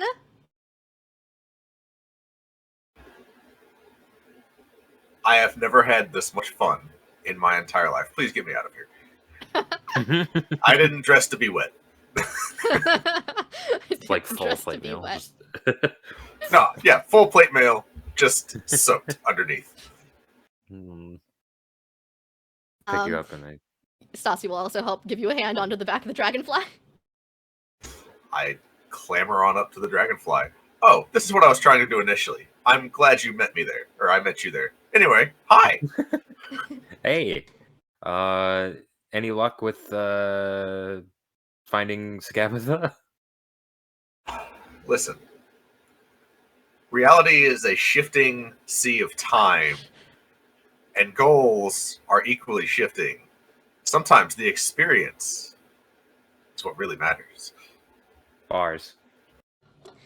So, like, I think that means that he definitely forgot and did not find anything.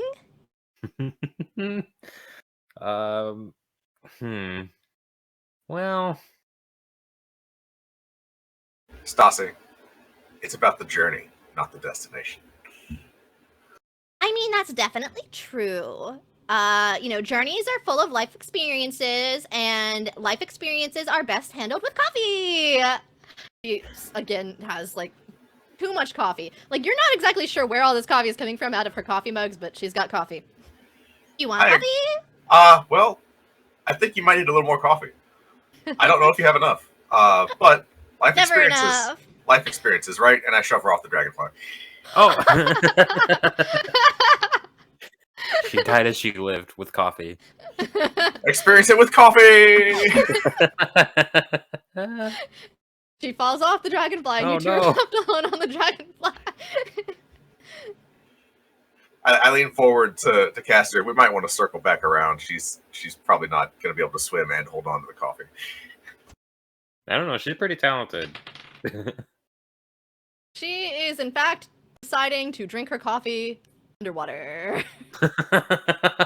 Yeah, I circle back around and we pick her up. You know, saltwater adds like an extra special flavor to coffee. I did not know that. Don't Just drink wait too much until of you that. You're gonna try. get dehydrated. Just wait until you add caramel. It's Caramel is the best thing to add to coffee. I will agree, especially when it's salted caramel. True. Yes. Don't push me off again. I feel like you've gotten the experience now. Should we It find was Thwomp? almost. I haven't seen him either. I think we all got separated. Oh yeah, was there off. was that other guy with you. Yeah, Thumper. Is that his name? I don't know. I don't think that was his name. That's definitely his name. Okay. Hey, what happened to your fairy wings, by the way? She says, addressing Dalen, who gave his fairy wings to Thwomp. Oh, well, they didn't work, so I gave them away. What do you mean they didn't work? How Well, did you even get on those swan ride without anyone, like, asking you what was up? Because, like, you can get in a lot of trouble for missing those. Well, they were defective. So, Yeah, like, these things don't work. They don't let you fly. Like that's what I'm saying. They're not supposed to let you fly. They're supposed to be like a, hey, I bought my ticket to get into the fair, and I won't get, like, magically eaten or whatever by one of the hags that it roams the carnival. I like Scabatha, but, like, some of the other ones are really mean. You know, on the material plane, we have things called stamps. And they just put yeah, one. it's less of a lie than giving you literal wings and going, haha, you can't actually fly with these. That's Like, I just work here. I don't control why they give out wings. I just know that they do. We should probably get you wings before one of their like apprentices or whatever they call themselves finds you, because that could be problematic. And I don't know if you want to fight one of them or deal with the repercussions of not having wings, but I'm just saying. Does Stassi have wings? She's wearing wings. All of the people that you've seen working at the Stop carnival so bullying far have their own Stassi. wings. Noted. All the people working at the carnival so far has had wings. All of the other patrons that have not stuck in have had wings. And you know that when you first came into the carnival, they like handed you wings from underneath the front of the carnival booth. It's like literally just like a box of wings. Sure. Well, so So interesting. realistically, I gave Thwomp my wings, so we need to get those back. Because yeah, I came here to have fun and not get Or eaten. we could just steal an extra set of wings. I am down for some crime, but Stassi, you down for some crime? I just work here, so. Oh yeah, you I'm work just here. along for Hey, the you didn't hear journey. that. didn't you say you were like security when we first met you? I work here, yeah. No, she's the professional vibe checker. Yeah. I didn't say what kind of security. The security of like the vibes is important. Yeah, Never changed, Stassi. I won't. Never ever. This is my whole personality, including the coffee. Yeah, do you guys plan on I want to do some light crime. light crime? Some sparkling crime, if you will. Yeah. Or light crime. La crime. A crime. Like LaCroix crime. Thank you.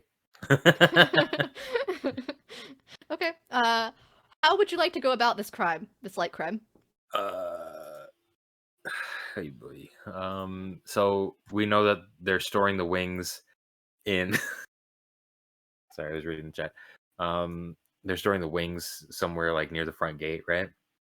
Yes, correct. You saw them, you still had your attention at this point, so you definitely clocked that there is like a box underneath the front of the ticket counter where it's like a haphazard, you know, like when you're working somewhere and they just keep like all the various trinkets in a box that's lined with plastic. Mm-hmm.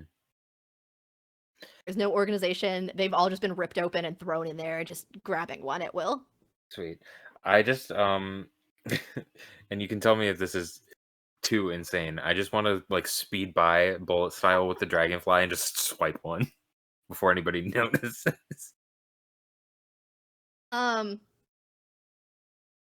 It's a little up there. You are welcome to try. Ooh. Okay. I will give you a guidance. I will at least do that. Hell yeah. I'm going to when we get like within range, I'm gonna cast hypnotic pattern and try to distract the worker at the gate or like handing out the wings. Okay. I vaguely remember hypnotic pattern, but read that for me and for Okay. the chat. You create a twisting pattern of colors that weaves through the air inside a 30-foot cube within range. The pattern appears for a moment and vanishes. Each creature in the area who sees the pattern must make a wisdom saving throw. On a failed save, the creature becomes charmed for the duration. While charmed, the creature is incapacitated and has a speed of 0. Okay. Yeah. So you said it's a wisdom saving throw? Wisdom saving throw DC 15.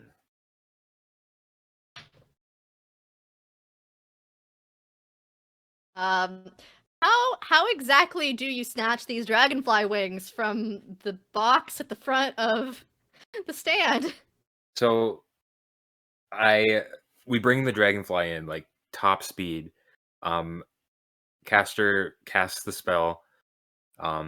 This like pattern comes up in front of the like glass pane window of the booth. And as we get like close enough, Castor jumps off into the booth, swipes a pair of wings, tucks and rolls out, and then the dragonfly comes through the other side and grabs on and we just fly away. Sure. Okay. What color are the new dragonfly wings? The The new butterfly wings, rather. They're orange. I don't know.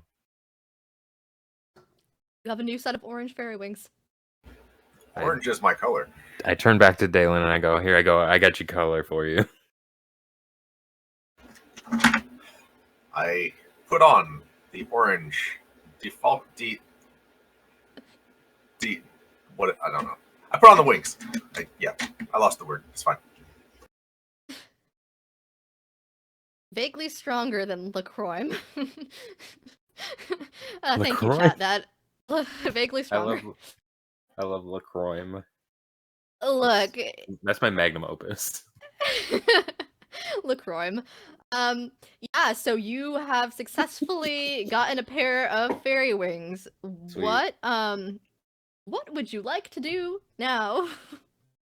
I'll drop hypnotic pattern as soon as we're like a distance away. Okay. And act like nothing happened. Nobody saw that. Nobody in line's gonna say anything. Oh yeah, everybody failed that save. There's definitely not one person that passed. We got to They're go all find. basically commoners, so they have commoner stats. I So say DC 15 is pretty tough for a commoner. they rolled a 4, so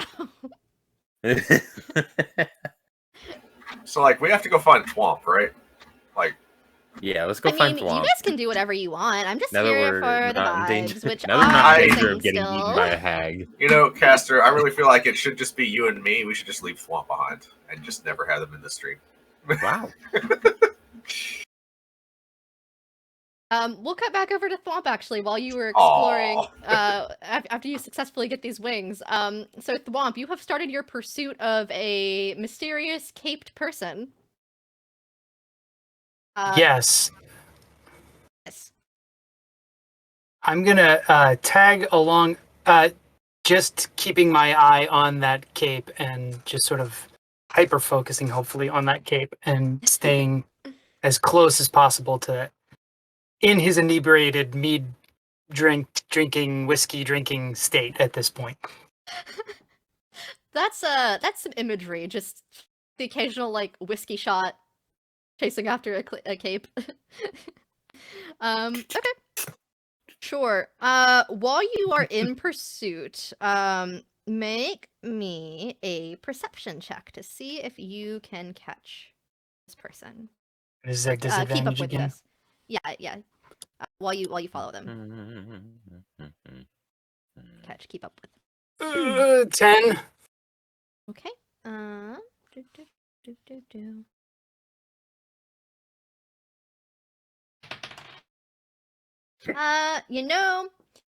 There's a few different cloaks in this crowd. Oh no. So you've run back out from this lake area, back through the lake door, and you followed like a line of people that were sort of like heading back out to explore most of the rest of the fair. And you see J Plum, who's just kind of like asleep at the front of the hollow where you first came in, No. taking a nap. So you don't necessarily keep up with the specific cloak because there's a few different green cloaks that are happening in this area. And they all sort of blend together, unfortunately. But you do see your friend asleep at the front. And you do see people sort of filing out towards the rest of the fair. Like out of the Pixie Fair into the main Big fair. fair. Yeah. Okay.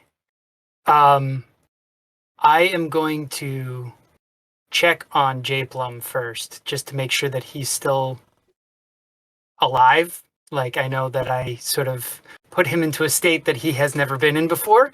So he's going to bend down and check on J Plum to see if he's okay. If he's just sleeping, then I'm going to say, I'm going to write a little note saying thank you for the time at the fair and stick it in one of his pockets and then head out with other people. Sure. Yeah, so he's just asleep. Actually, well, roll me medicine, just real quick. Just see if you do know if he's asleep. Okay. You can have advantage. You're familiar with this particular state of people being. Oh, I had nat 20. So 26. Yeah, he's just having a real good nap. Just a great nap. Yeah. Whiskey nap. I tell him, sleep well, Pixie, sleep well, and then I walk out of the Pixie sort of fair. A little like snore bubble as you leave. And yeah, so you are magically embiggened as you go back out, and you are greeted with the chaos of the rest of the fair. People are sort of like discussing where they want to go next. You vaguely hear some commotion happening, like both in the direction of the water area that's sort of like where all of like the dragonflies and the swans were, and then you hear a commotion up near the front where all of a sudden it goes dead quiet and then it's real loud again. Wow. I'm gonna roll a d6 to see which way I go. Okay. I go towards the water, the commotion of the water. Sure. So you begin heading off towards the commotion of the water, and you are met with when the mermaid that was inside the Pixie Hollow had left. She had sort of swam away and then back out and around. And the way that the lake sort of meets up with the lake outside, or the river meets up with the lake outside, is in such a way that it is this like very obvious like separate island that's in the middle of where all the lily pad landings are by the dragonfly ride. And so she has made her way over there, and unfortunately the timing of it was just such that when they had gotten on the dragonfly and left, that she was just making her way over there. And so she is like upset. She's not like actively like loudly sobbing, but the fact that the mermaid is not where the spot the mermaid should normally be has started making some commotion happen for the people that are at the dragonfly ride. Like the treant is over there. He's just like, oh, whoa, it's okay. Like you can't let the people get to you, Palasha. That's not how it's supposed to be. Just like let it go. The vibes are being brought down here at the dragonfly ride. No offense. But like it's fine. Can he talk to her and see if he can help her in any way? Try to soothe her feelings. Yeah, you are welcome to speak with her. You can try like the lily pads are like obviously like strong enough that these giant dragonflies are able to land on them, so you sort of get the theory that you could use them to get to her. As you like see this treant has like waded into the water and is like doing a very bad not emotionally in touch comforting of her. So Thwomp is going to hop from one to one lily pad to lily pad until he gets to the center of the of that center island there. Yeah, so she's just like I said, silently crying. So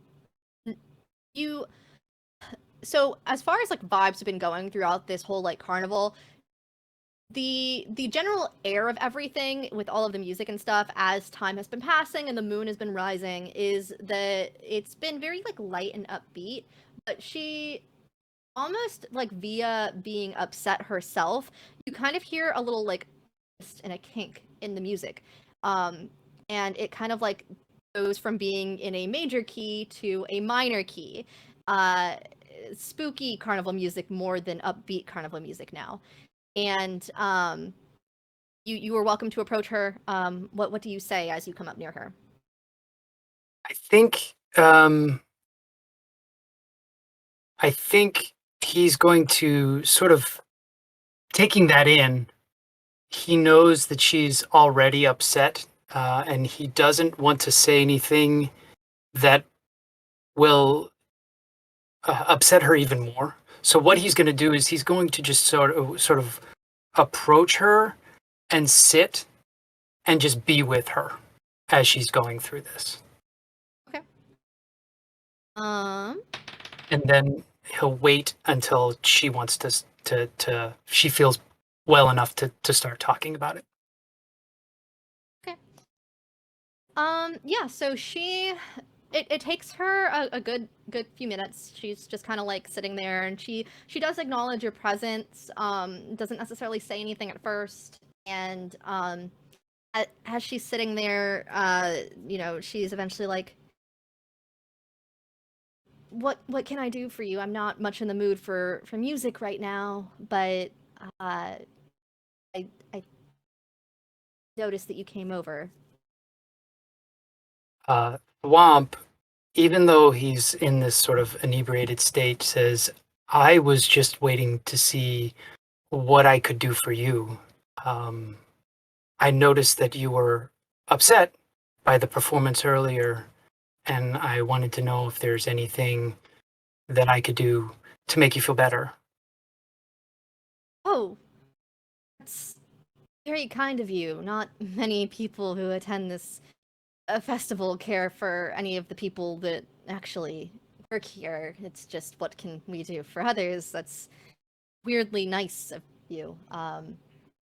No, just another day. You know, sometimes there's mean people, and just usually easy to let it go, but today was not one of those days that I felt like I could. It just, I don't normally have quite so many hecklers as today. Did you notice if it was multiple hecklers or only one heckler? I really couldn't tell you.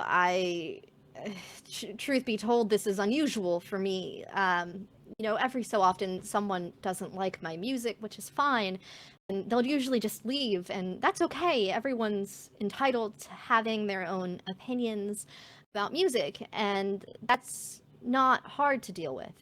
But no, I didn't notice.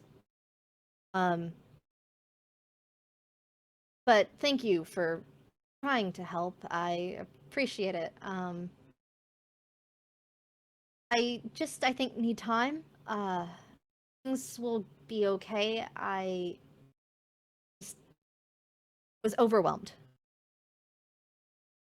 It can be jarring when people throw barbs like that, but there were more people enjoying your performance than the person throwing the barbs, if it makes any difference.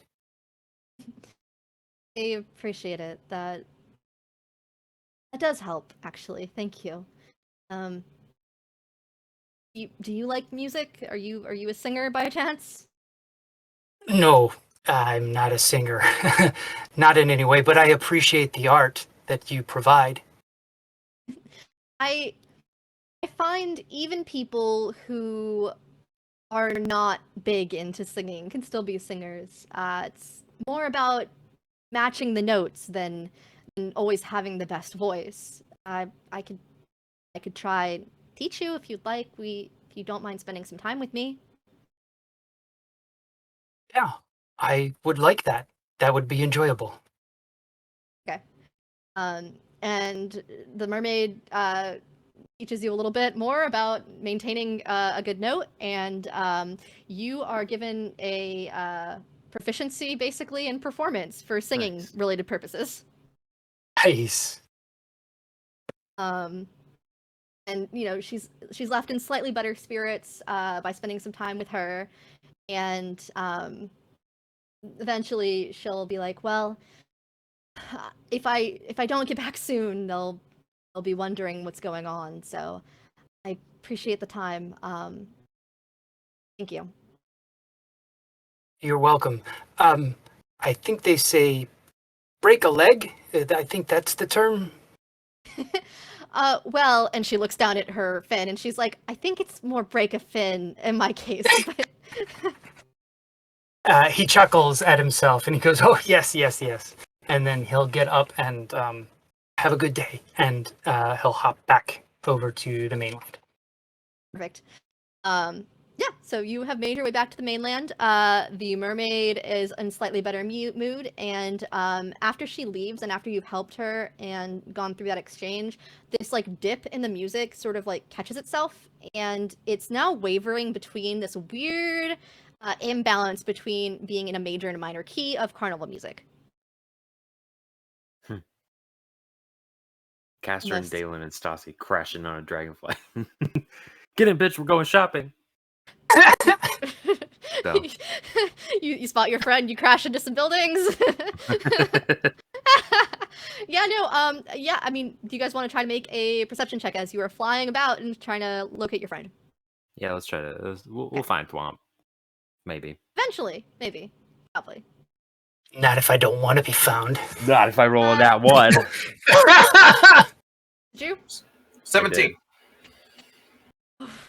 Thwomp, also roll me perception. Something else. Still at disadvantage. Mhm.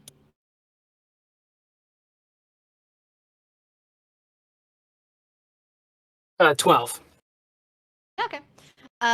So Dalen, you clock because these shenanigans are just like you're having a good time in general, I guess.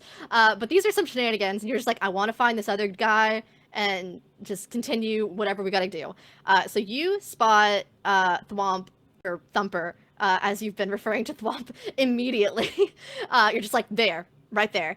Thwomp on the ground. You happen to notice some weird clockwork giggling as this group of masked creatures, like wearing like different animal masks, kind of like wanders off in a direction of the rest of the carnival.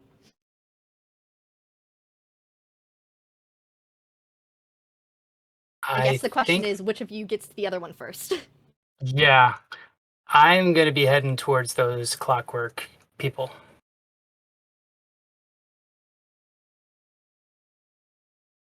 You guys are on a dragonfly. I believe the dragonfly's base speed is 60, so if you dash, it's 120. Well, I'm still trying to get Castor to pay attention to what I'm saying. Down there, dude. No, down there. Where? What? Come on. Huh? Where? I don't. You can't just say down there and point and tell and expect me to know. What are you talking about? We're so Where? far in the air. We are so high up right now. Just fly down. Fly. Okay, Stop. No, that's the wrong way. No. Up? Like These the I'm sorry. worst Wait. backseat driver in existence. Right. Castor's just like not processing audio at all. That was now. our turn. What? Right there. Go turn. No. Up. Okay. Stassi passes you some coffee. Like, I find that caffeine sometimes helps. Do you want like a sip of coffee? It's espresso. Great. I take it, and now I'm slow fast.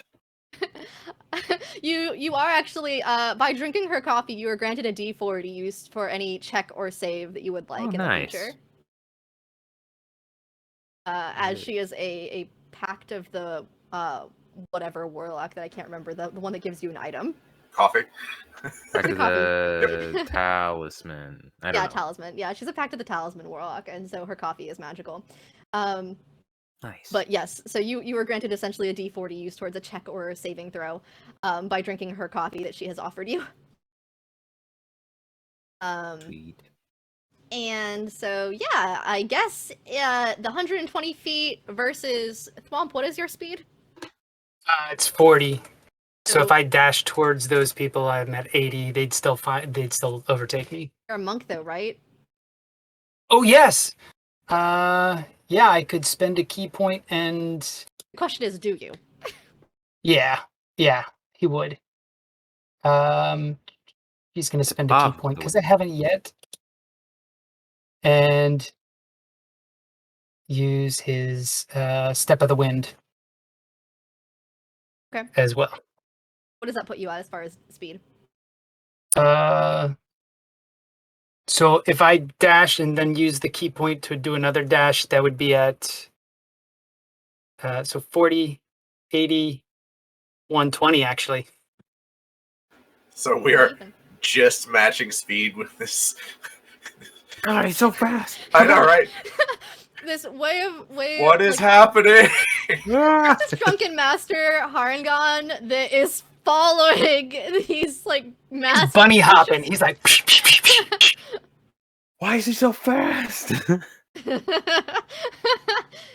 I guess roll off for me and see who can get there first. But you guys have clocked him for sure. Just not sure where he's going or why. I'll say you guys do a group roll off, so we'll take the average of whatever you guys roll, and then Just straight rolls? Yeah. I got a 15. 8. 15. Come on, Marty. Come on, Stassi. Stassi, help me out. Oh, I got a D4. Make oh yeah, that you a do have a D4. You're 9. welcome to add that if you would like.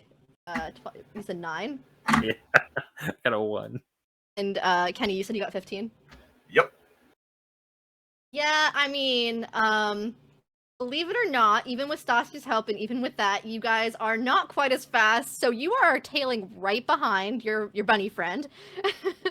But yeah, no, Thwomp, you are just like hyper focused on this group of weird, masked, like clock toy people, and you notice that one of them has like a cloak that looks like Starlight, and the one that has a cloak that looks like Starlight has a pig mask.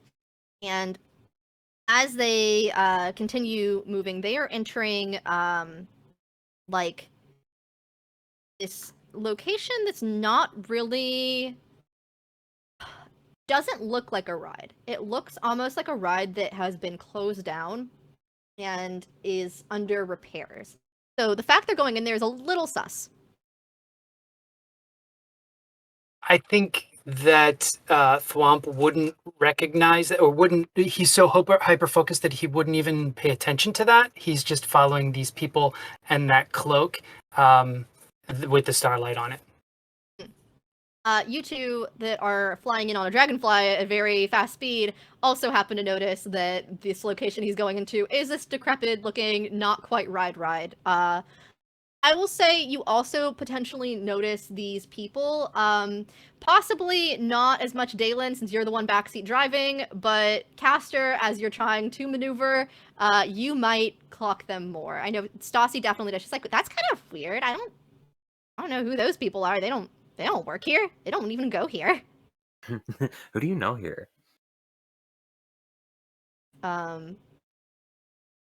How would you all, I guess at this point, just for keeping things clean, everyone can roll me initiative really fast.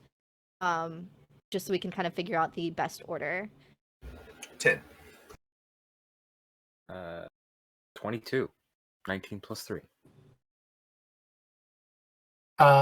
8. Yeah, right now I roll well. Now you roll well. 22 and 8. Okay. And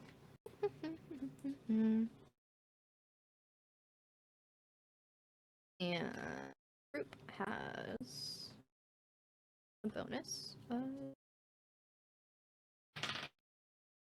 Not that.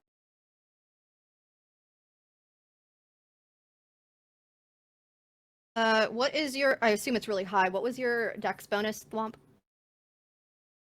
My dex is only as a +3, but I also have a hair trigger feat for being a Haragon where I can add my proficiency bonus to my initiative roll, so that would be an 11. Okay, perfect. So 11. I always forget that one. That's such a good thing that comes with Harangon. So yes, you all are approaching. Castor, what do you do as you guys are approaching it? First things first, I'm gonna cast Mage Armor on myself just to be super safe. Because Okay. we're on this scary, dangerous dragonfly, and I didn't just thought of like, no. oh, if we crash, this might be a problem. No, not at all. So I'm gonna take my action and cast Mage Armor. Okay. So that's an additional 3. And then I just kind of want to get a better lay of the land, I guess, so I know kind of more of what we're getting into. Okay. Can I do just like a insight, perception, some kind of thing? Yeah, for sure. I guess are you looking more at the physical way that everything appears, or do you want to, for lack of better phrasing, vibe check everything? I want a vibe check for sure. That's insight. Yeah.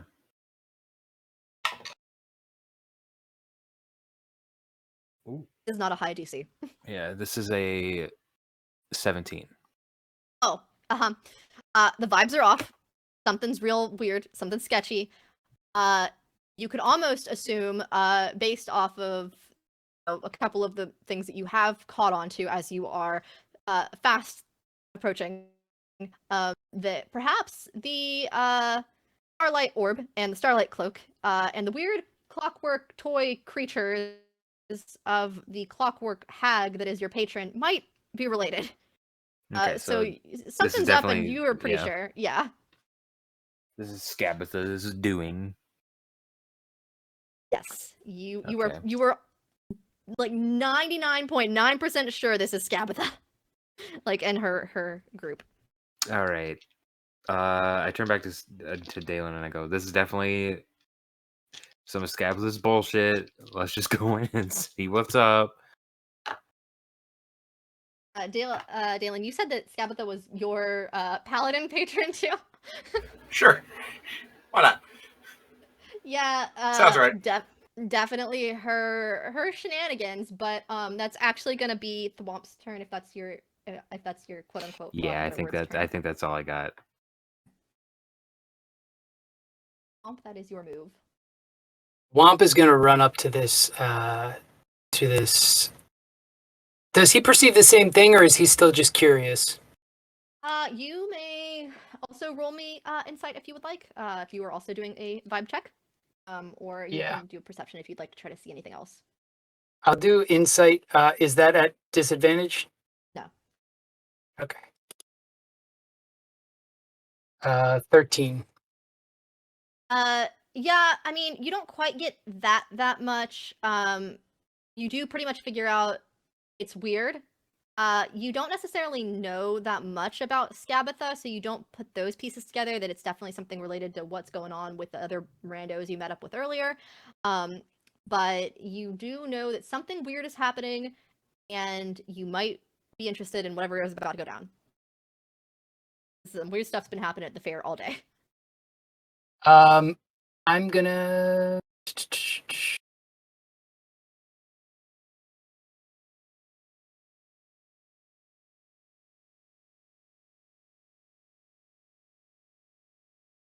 I'm like right there with them, right? Like right up with that group, or are they still ahead of me? Okay. And for the other two on the dragonfly, since you still have the dragonfly, I'm going to post in the Discord really quick the giant dragonfly stats so you have them, just in case you need them. Great. I feel like that might be relevant. Possibly. They've gone into this thing, or they're about to go into this this attraction. They're inside the attraction. You were pretty much like following them inside. Like they've already made it inside, but you're like right at that entrance. He's gonna pull out his quarterstaff and walk in. Okay. Sounds good. Are you actively like doing anything for the moment, or just following them? I'm gonna, if I can hold my action, if I get attacked, I will, sort of attack back at that point. But I'm not actively, because he doesn't know what he's following. He's just being cautious and walking in. No, I just wanted to know if you were going in like guns ablazing, like I'm ready to fight some people. Something's weird, or if you were playing it safe. My own knowledge. Sure. And then that is going to be Dalen. Your turn. How was your backseat driving? Yeah. So just so I understand, we are some ways behind our bunny friend who has just entered the carnival ride from hell, following what we can assume to be Scabatha's bullshit. So, I guess... Showing chaos, yes. They are showing chaos. Yeah. What distance am I working with here? How far behind him are we? were you going your normal movement, or were you still pursuing at a dash? I mean, we're on back of a dragonfly. Yeah, you're on the back of a dragonfly, but just since he was like moving like faster for as far as like actual distance. I guess probably within the 20 to 40 foot range behind him, not that far. Okay. So, let me tell you what. Evens, it's within 30 feet. Odds, it's outside of 30 feet. Outside of 30 feet. All right. Sorry. So I'm going to cast Bless on Dalen and Castor and Stassi. Okay. Since Thwomp is just outside of my 30-foot Bless range. And I'm going to wait to see what happens as we get closer. Would you like to ready an action of any kind, or just wait? Well, Bless was my action. Yeah.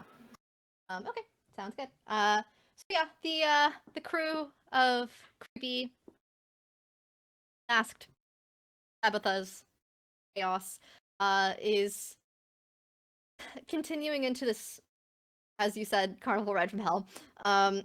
And basically, like, it's not quite a ritual, because they're not really doing ritual things. But there's some, like I said, the vibes are off. They're doing some creepy stuff.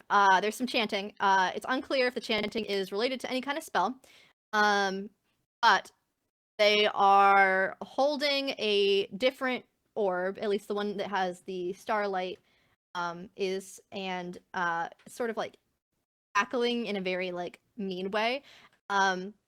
Any of you, and I think it might be all of you that speak Sylvan, are able to catch them saying like, that was like the best prank I think that Scabatha has done all year. This is so funny. Just like watch them walking around, and it's just like, the festival hasn't been this fun for us in forever. I mean, everyone's just having almost the best worst day, and I couldn't think of anything better to do for a trick. This is so much fun.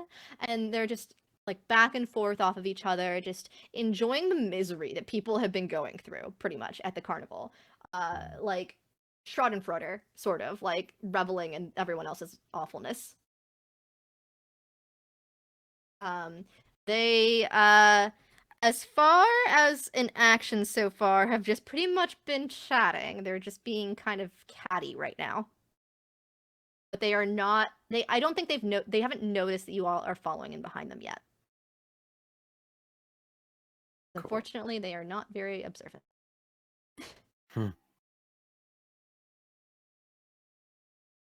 And then at that point, I think you all have arrived in, and Thwomp, you also speak Sylvan?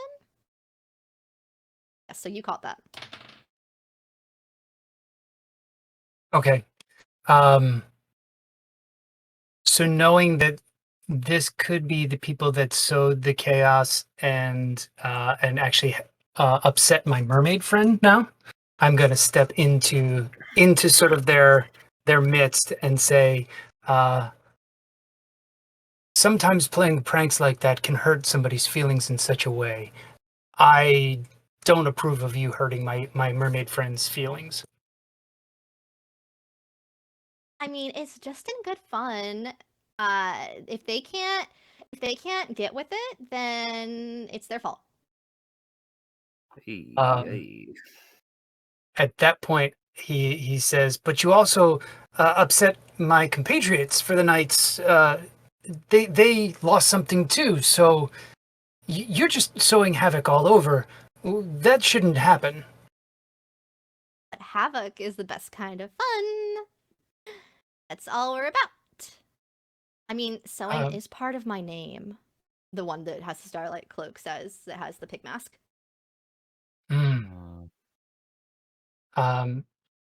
Feeling something's about to go down, he's going to take his hip flask and take a big long sip and put it back into his help, and he's like, "Well, I can't let that go on anymore." and he starts swaying a little bit. What are you gonna do about it? You don't seem real. Oh, I can tell you, I'm much more real than you think. And he steps a little bit forward more. Okay. And almost swaying, he's gonna take a swipe at the person in the cloak with his quarterstaff. Okay, the one that's in the starlight cloak. Yeah.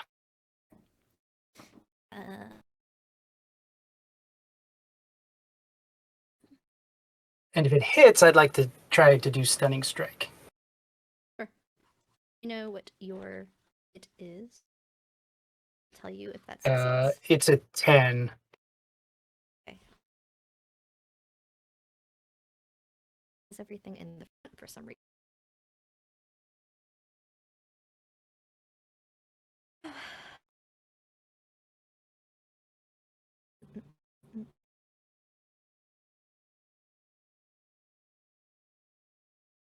That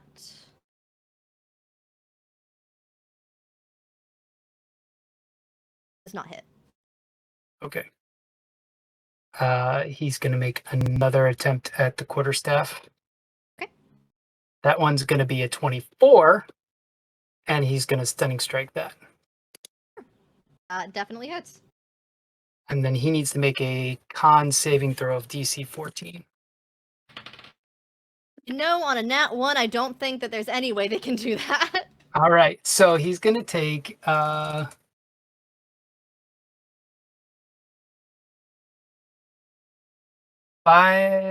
points of damage, and then he's stunned until the end of my next turn, so that everybody who's going after him would have advantage on him. Okay. Stunned is different from paralyzed or the same? It's the same, I think. He's like, he can't move and he can't make any actions. Okay.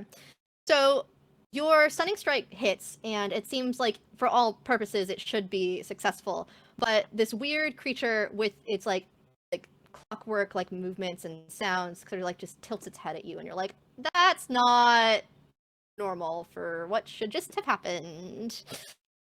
As unfortunately they are immune to paralysis. Oh man. Did they take any damage? They took 8 damage, 8 bludgeoning damage. Okay.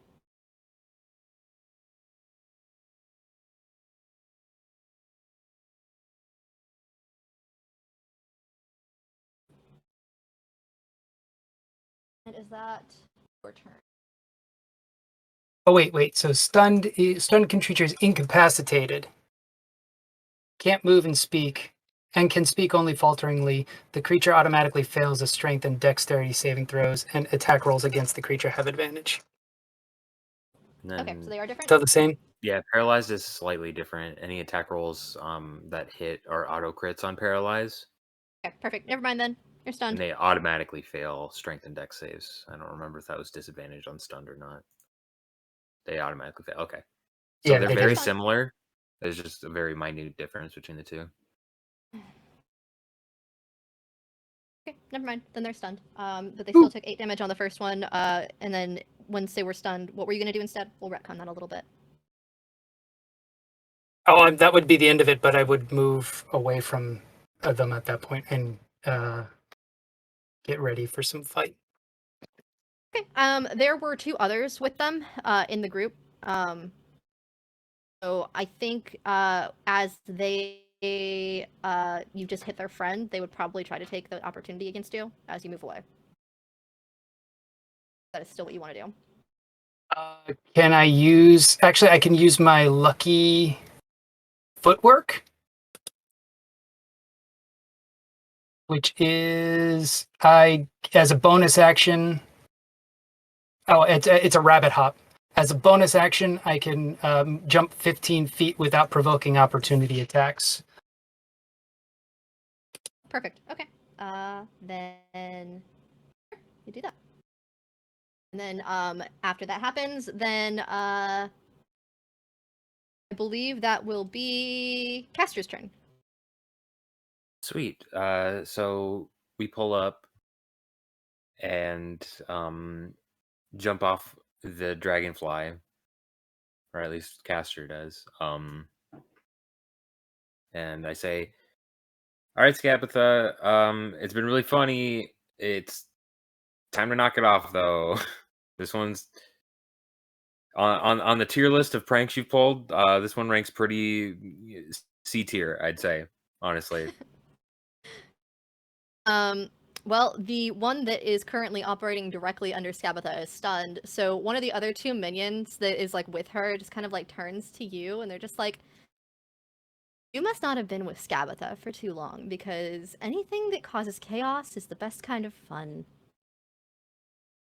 This is all about her deal." Well, normally I'd agree. Chaos is cool, but not at the expense of other people. Pretty rude, honestly. And I'm gonna use a spell. What spell am I gonna use? Let's find out. Controversial pick. I'm gonna go with Eldritch Blast on one of the little minions. What a surprise. Hey, 15 to hit. Okay, so there are two of them. Are you using both of your blasts on the same one, or are you focusing it on the both of them? Oh, I have 2 beams. That's right. We're level 5. I'll just kind of split them off between the two of them. So one of them looks like it's got like this like sword at its side and sort of like this like long spiky hair, and is a little bit more nimble than the one that you just did the regular Eldritch Blast, like the Eldritch Blast at, that has like some more of like the clockworky looking stuff to it. Like they both have like weird little like twisty things at their neck, but one of them's a little faster. That one actually has attacks rolled against disadvantage. So for one of those beams, roll it again. Do I have to roll these 2 beams separately to begin with? Because I only rolled 1. Yeah, they are separate attacks, but just for that one in particular. So the other one I'll do with disadvantage. Yes. Nat 1. Ooh. So I hit with 1. What was the hit, or what was your roll on the first one? 15. Yep, that hits. All right. D10 plus 4. D10, I think. 10 damage. Nice. And I go, "You almost ruined a marriage. Not cool. While it's been fun to just kind of get lost in the carnival today, don't want that to be a continuing thing. Yeah, let's knock this off, eh, Scapitha?" Other people's misery just sows so much happiness for us, and honestly, if it's true love, then they would have gotten over it. They did. Well, there you go. Thankfully. I have to use an action to use this. Okay. I don't think I have any big bonus actions that I want to do right now. Yeah, I think I'm good on my turn right now. I'll just and then I realized we went slightly out of order with Thwomp versus Dalen, but Dalen, I guess that'll be your turn now. Okay. So, as the dragonfly has landed, I am hopping off and running in right behind my good buddy Castor. And I like to imagine that we're running in right as they said something along the lines of, "We don't even know if you exist," to Thwomp. To which Dalen can scream, "Reality is subjective!" And I am going to use that as my battle cry to use my channel divinity for basically any fae or fiend within 30 feet must make a DC 15 wisdom saving throw or be frightened of me. Ooh. Sure. For 1 minute or until it takes damage. Said wisdom? Yes. Yeah, so the one that was the slightly faster one is definitely upset by that realization. And they are frightened. Cool. And then for my bonus action, I'm going to use my shifting, because I am a shifter. I'm going to shift, so I have the Wild Hunt, which makes it so that creatures within 30 feet cannot have advantage against me, and I have advantage on wisdom checks, and I have that up as well. And I'm here. Amazing. Cool. Is that your turn? Yes, that's it for me. Okay. Yeah. So one of them is stunned. Does she make that save at the start of her turn, or is she just stunned? No, it's until the end of my next turn. Okie dokie. So she can't do anything. The other one that is frightened will make attacks against everyone or attacks against you at disadvantage. As long as they can see me, attacks at disadvantage for everybody.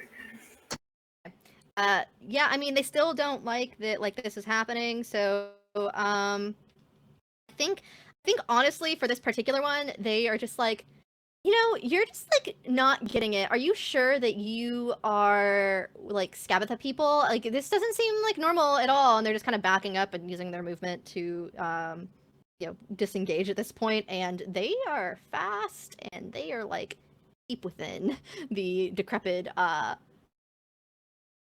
carnival ride, so they booked it inside about 240 feet. So that's what they do. This other clockwork creature is like, what? I'll talk to you later. You're not doing the game right. And they are going to, who do they hit? Try to hit. Yeah, okay. So Dalen, you went and attacked one of them, right? Yeah. How far were you with the Eldritch Blast? How far away from them were you? You mean Castor? Or Castor, yeah.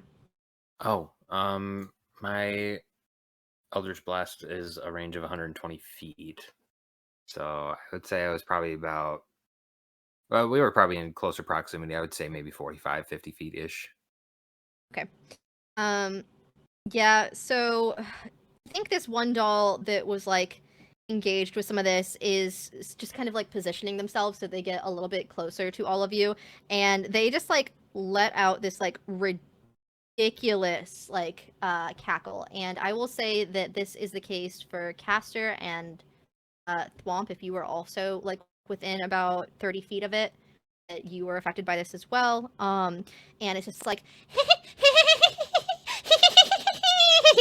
as it does this cackle attack. You have to make a DC 11 Wisdom saving throw. 11.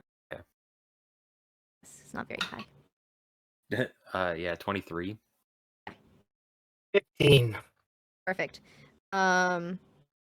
You are all good then, as it's just cackling maniacally to itself about how awful things are for everyone else, and that misery serves company.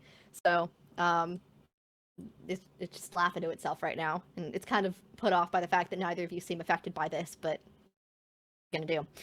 And then it also it's gotten close enough, I think, to probably Thwomp that it will also try to actually just grab you, getting upset at the fact that you're not reacting to it. And it will roll a 15 to hit. That misses. 16. So clockwork jarred movement, you're swaying. It does not grab you, but it tries to. And then we are back to the top of the order. And I think top of the order is actually Castor. Yes, I'm going to I'm going to bonus action phase step and teleport 30 feet closer to the kind of the mix of the action. And in doing so, I'm going to use my autumn phase step. Immediately after using phase step, up to 2 creatures you can see within 10 feet must succeed on a wisdom saving throw, DC 15, or be charmed by you for 1 minute. or until you or your companions deal damage to the creatures. One that is stunned probably does that at disadvantage anyway, right? Just strength and dexterity saves. All right, so I mean, the one that's stunned doesn't seem necessarily affected by this, but the one that is not stunned that you were attacking to begin with is absolutely affected by this. I go, hey, let's take it easy, right? We're on the same side here, in a way, right? I mean, sure, we both work under SCADA. So let's just calm it down. We can chill, right? Get the vibes back on track. You I mean hold my chaos? hand out for like a handshake or whatever. I mean, I guess that depends. Like, what do you mean by getting the vibes back on track? Do you mean like more chaos and doing more of the things that we were doing? Because that seems more like the fun that we were having. But Sure. I mean, like, if you have a good alternative, like, we're down to listen. Maybe chaos, but less misery, right? We can have a little fun with it. We don't have to be mean spirited about it, right? I mean, maybe. We've never really tried. I don't know. We could try. Friend's kind of like not allowed to do anything right now. She seems kind of stuck, but we can unstuck her and maybe. And I go, friends, and I hold out my hand. So she puts her little like jointed little doll hand in your hand. And I go, psych, chaos crew. And I use I'll use mind sliver as a cantrip. Ooh. Intelligence save DC 15. Okay.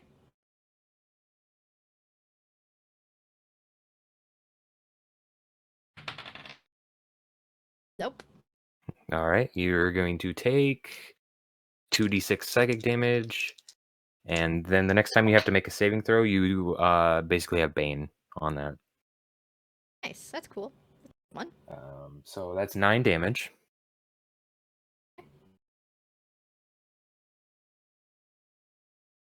And that's my whole turn, because it's my action and my bonus action.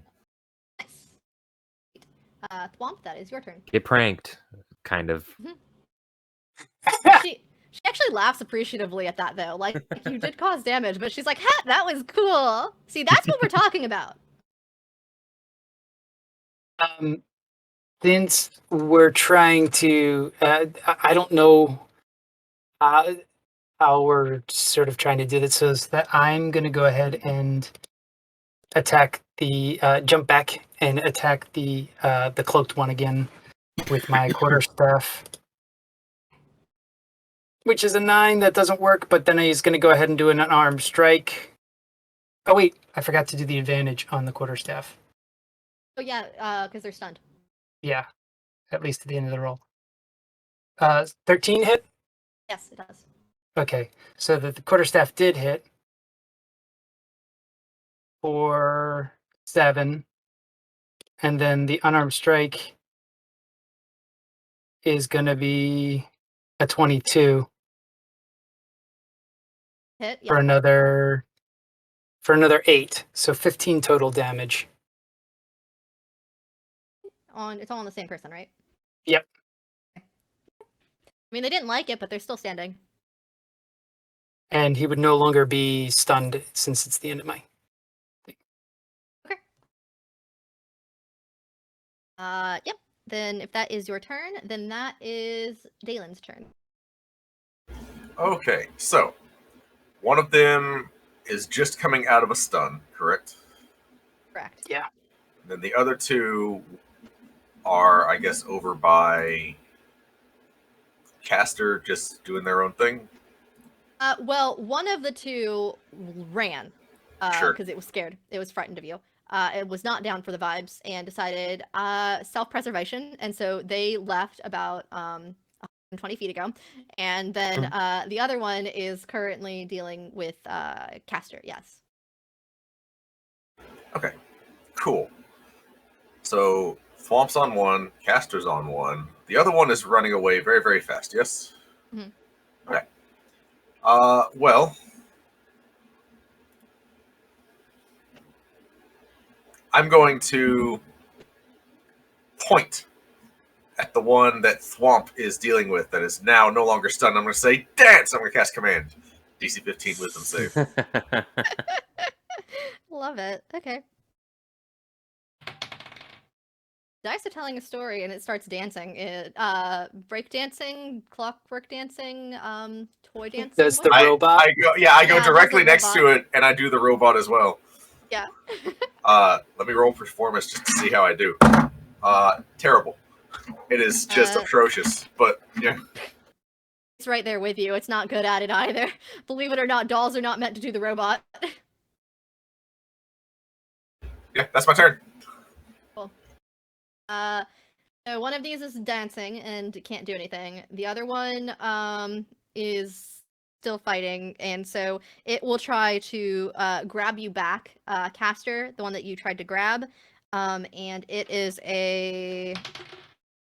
probably not going to hit because it's an 8. Yeah, no. Cool. Then it tries to grab you. It cannot, and that's it. Back up to the top, and Castor, it's you. Okay. I'm going to. I'm just gonna say, all right. Diplomacy's out, I guess, at this point because I've ruined that for myself. I'm gonna get out my dagger and I'm gonna swipe at her. Okay. And I'm gonna You throw. are blessed. I'm blessed. I forgot I'm blessed. Thank you for reminding me. Also, really quick, just like 4. roll me a fast history check to see what you remember about Scabatha's minions that she likes to use. 17. Yeah, you know that these are like basically like large like versions of living dolls. And so she's enchanted them so that unless you down them, they don't die. Like you gotta just down them. Okay. Then I will stab and be using green flame blade. With that, I think I can do that, right? It's an action. Okay. Yes. Rolling an attack. 13 plus Yep. 6, 19. Yep. Okay, so that's I don't have high AC. D4 and a D8. Plus, I can't add blast to damage rolls, can I? That's not a thing. Attack rolls and saving throws. Okay. All right, 5 and 3, 8 plus 3, 11. Damage? 11 damage. Which one is that on? The one that you were fighting with before, or the one that Yes, was the one I stunned, was now dancing? The one I was fighting with before. Okay. Sure. And that's your turn? Yep.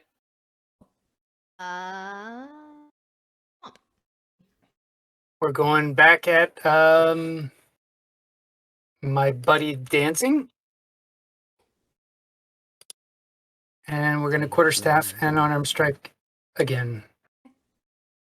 18 hit? Yes. Their AC is 11. Okay. So the first one is 8. And the second one is 7, another 15 points of bludgeoning. Oh, perfect. Yeah. So you get this one like right in like the doll joints, and it just like stops. It just like as the robot slows, airs, the little thing stops ticking in its back, and it's just kind of standing there, but it stopped moving. As a reaction, I'd like to also do the shutdown robot thing at the same time. Sure. You have successfully decommissioned one of the dolls. The main doll actually And because when it was dancing, it was also holding this other orb that had like this like magical energy glowing in it. It not fall, but it is in her hands.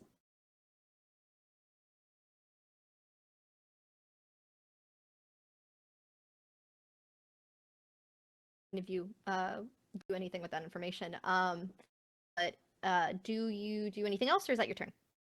I'm gonna grab that orb and then back away. Sure. And then Dalen, that's you. Cool. All right. So one doll is down. One doll is running away, which just leaves the doll that Castor is dealing with. They don't look super great. Okay. So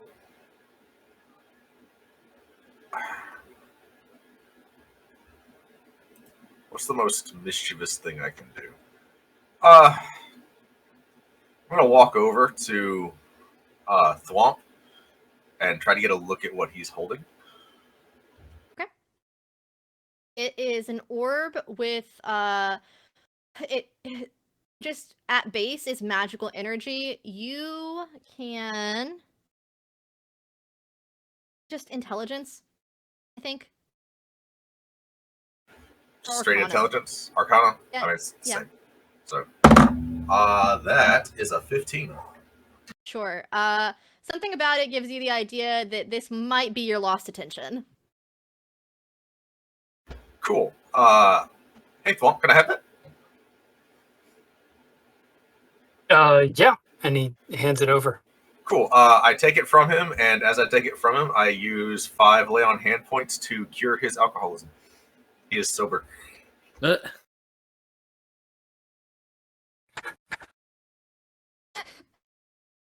And I proceed to run away.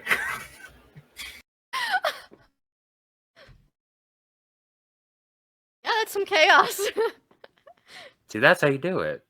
Just total class shift, I guess, in that case. Total subclass shift.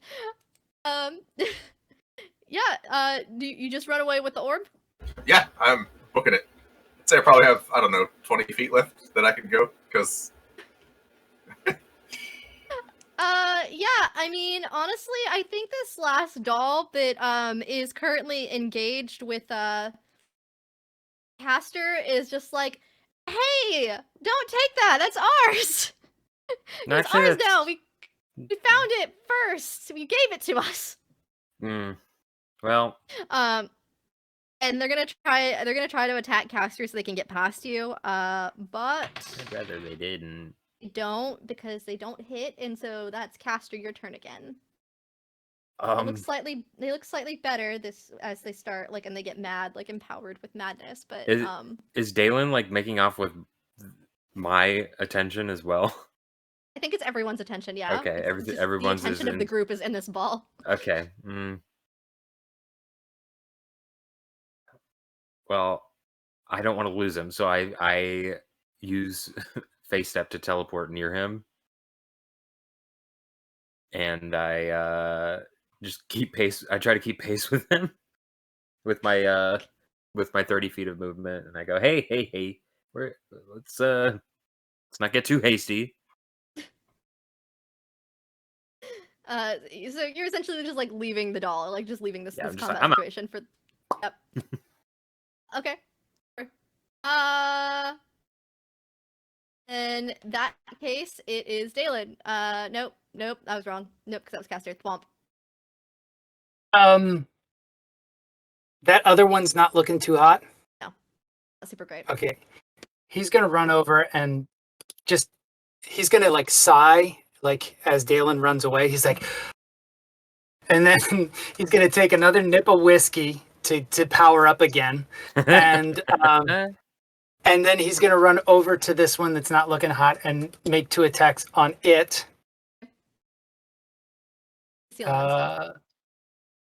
Okay, that one hits, and then the unarmed strike is 12. So yeah, they both hit. So we got 9, plus 4. That's 13 points of more bludgeoning damage. You keep getting it right on where it needs to be. Yep, same thing with this one. You just get it right in the right spots. It's out of commission. It just stops moving. And then I'm going to actually use a key point to use Step of the Wind to see if I can catch up with Dalen and my attention. I don't think they've gotten too far because I think it's just regular movement, right? So yeah. Yeah, I'm not moving fast at all. I am a paladin. Right. You're wet. You're wearing. That's right. I'm still soaking wet. I totally forgot. No, having a great time. Yeah, you can catch up. I think that just kind of leaves us out of combat. You guys are left with this orb of like magical arcana, like energy of like your attention. You're free to try and figure out how to do with that as you will.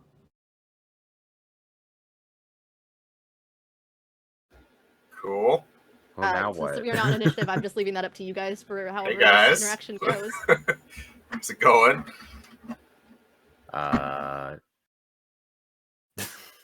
All that just popped into my head right now was Giancarlo Esposito going, "You have something I want." Oh, hey guys, like, what's up? I got some Oh, more hey, coffee. Do Stassi, you want what's any? up, girl?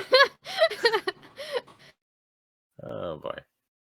You guys well, found, you guys found an orb. Like, what's that? we got the thing, I think.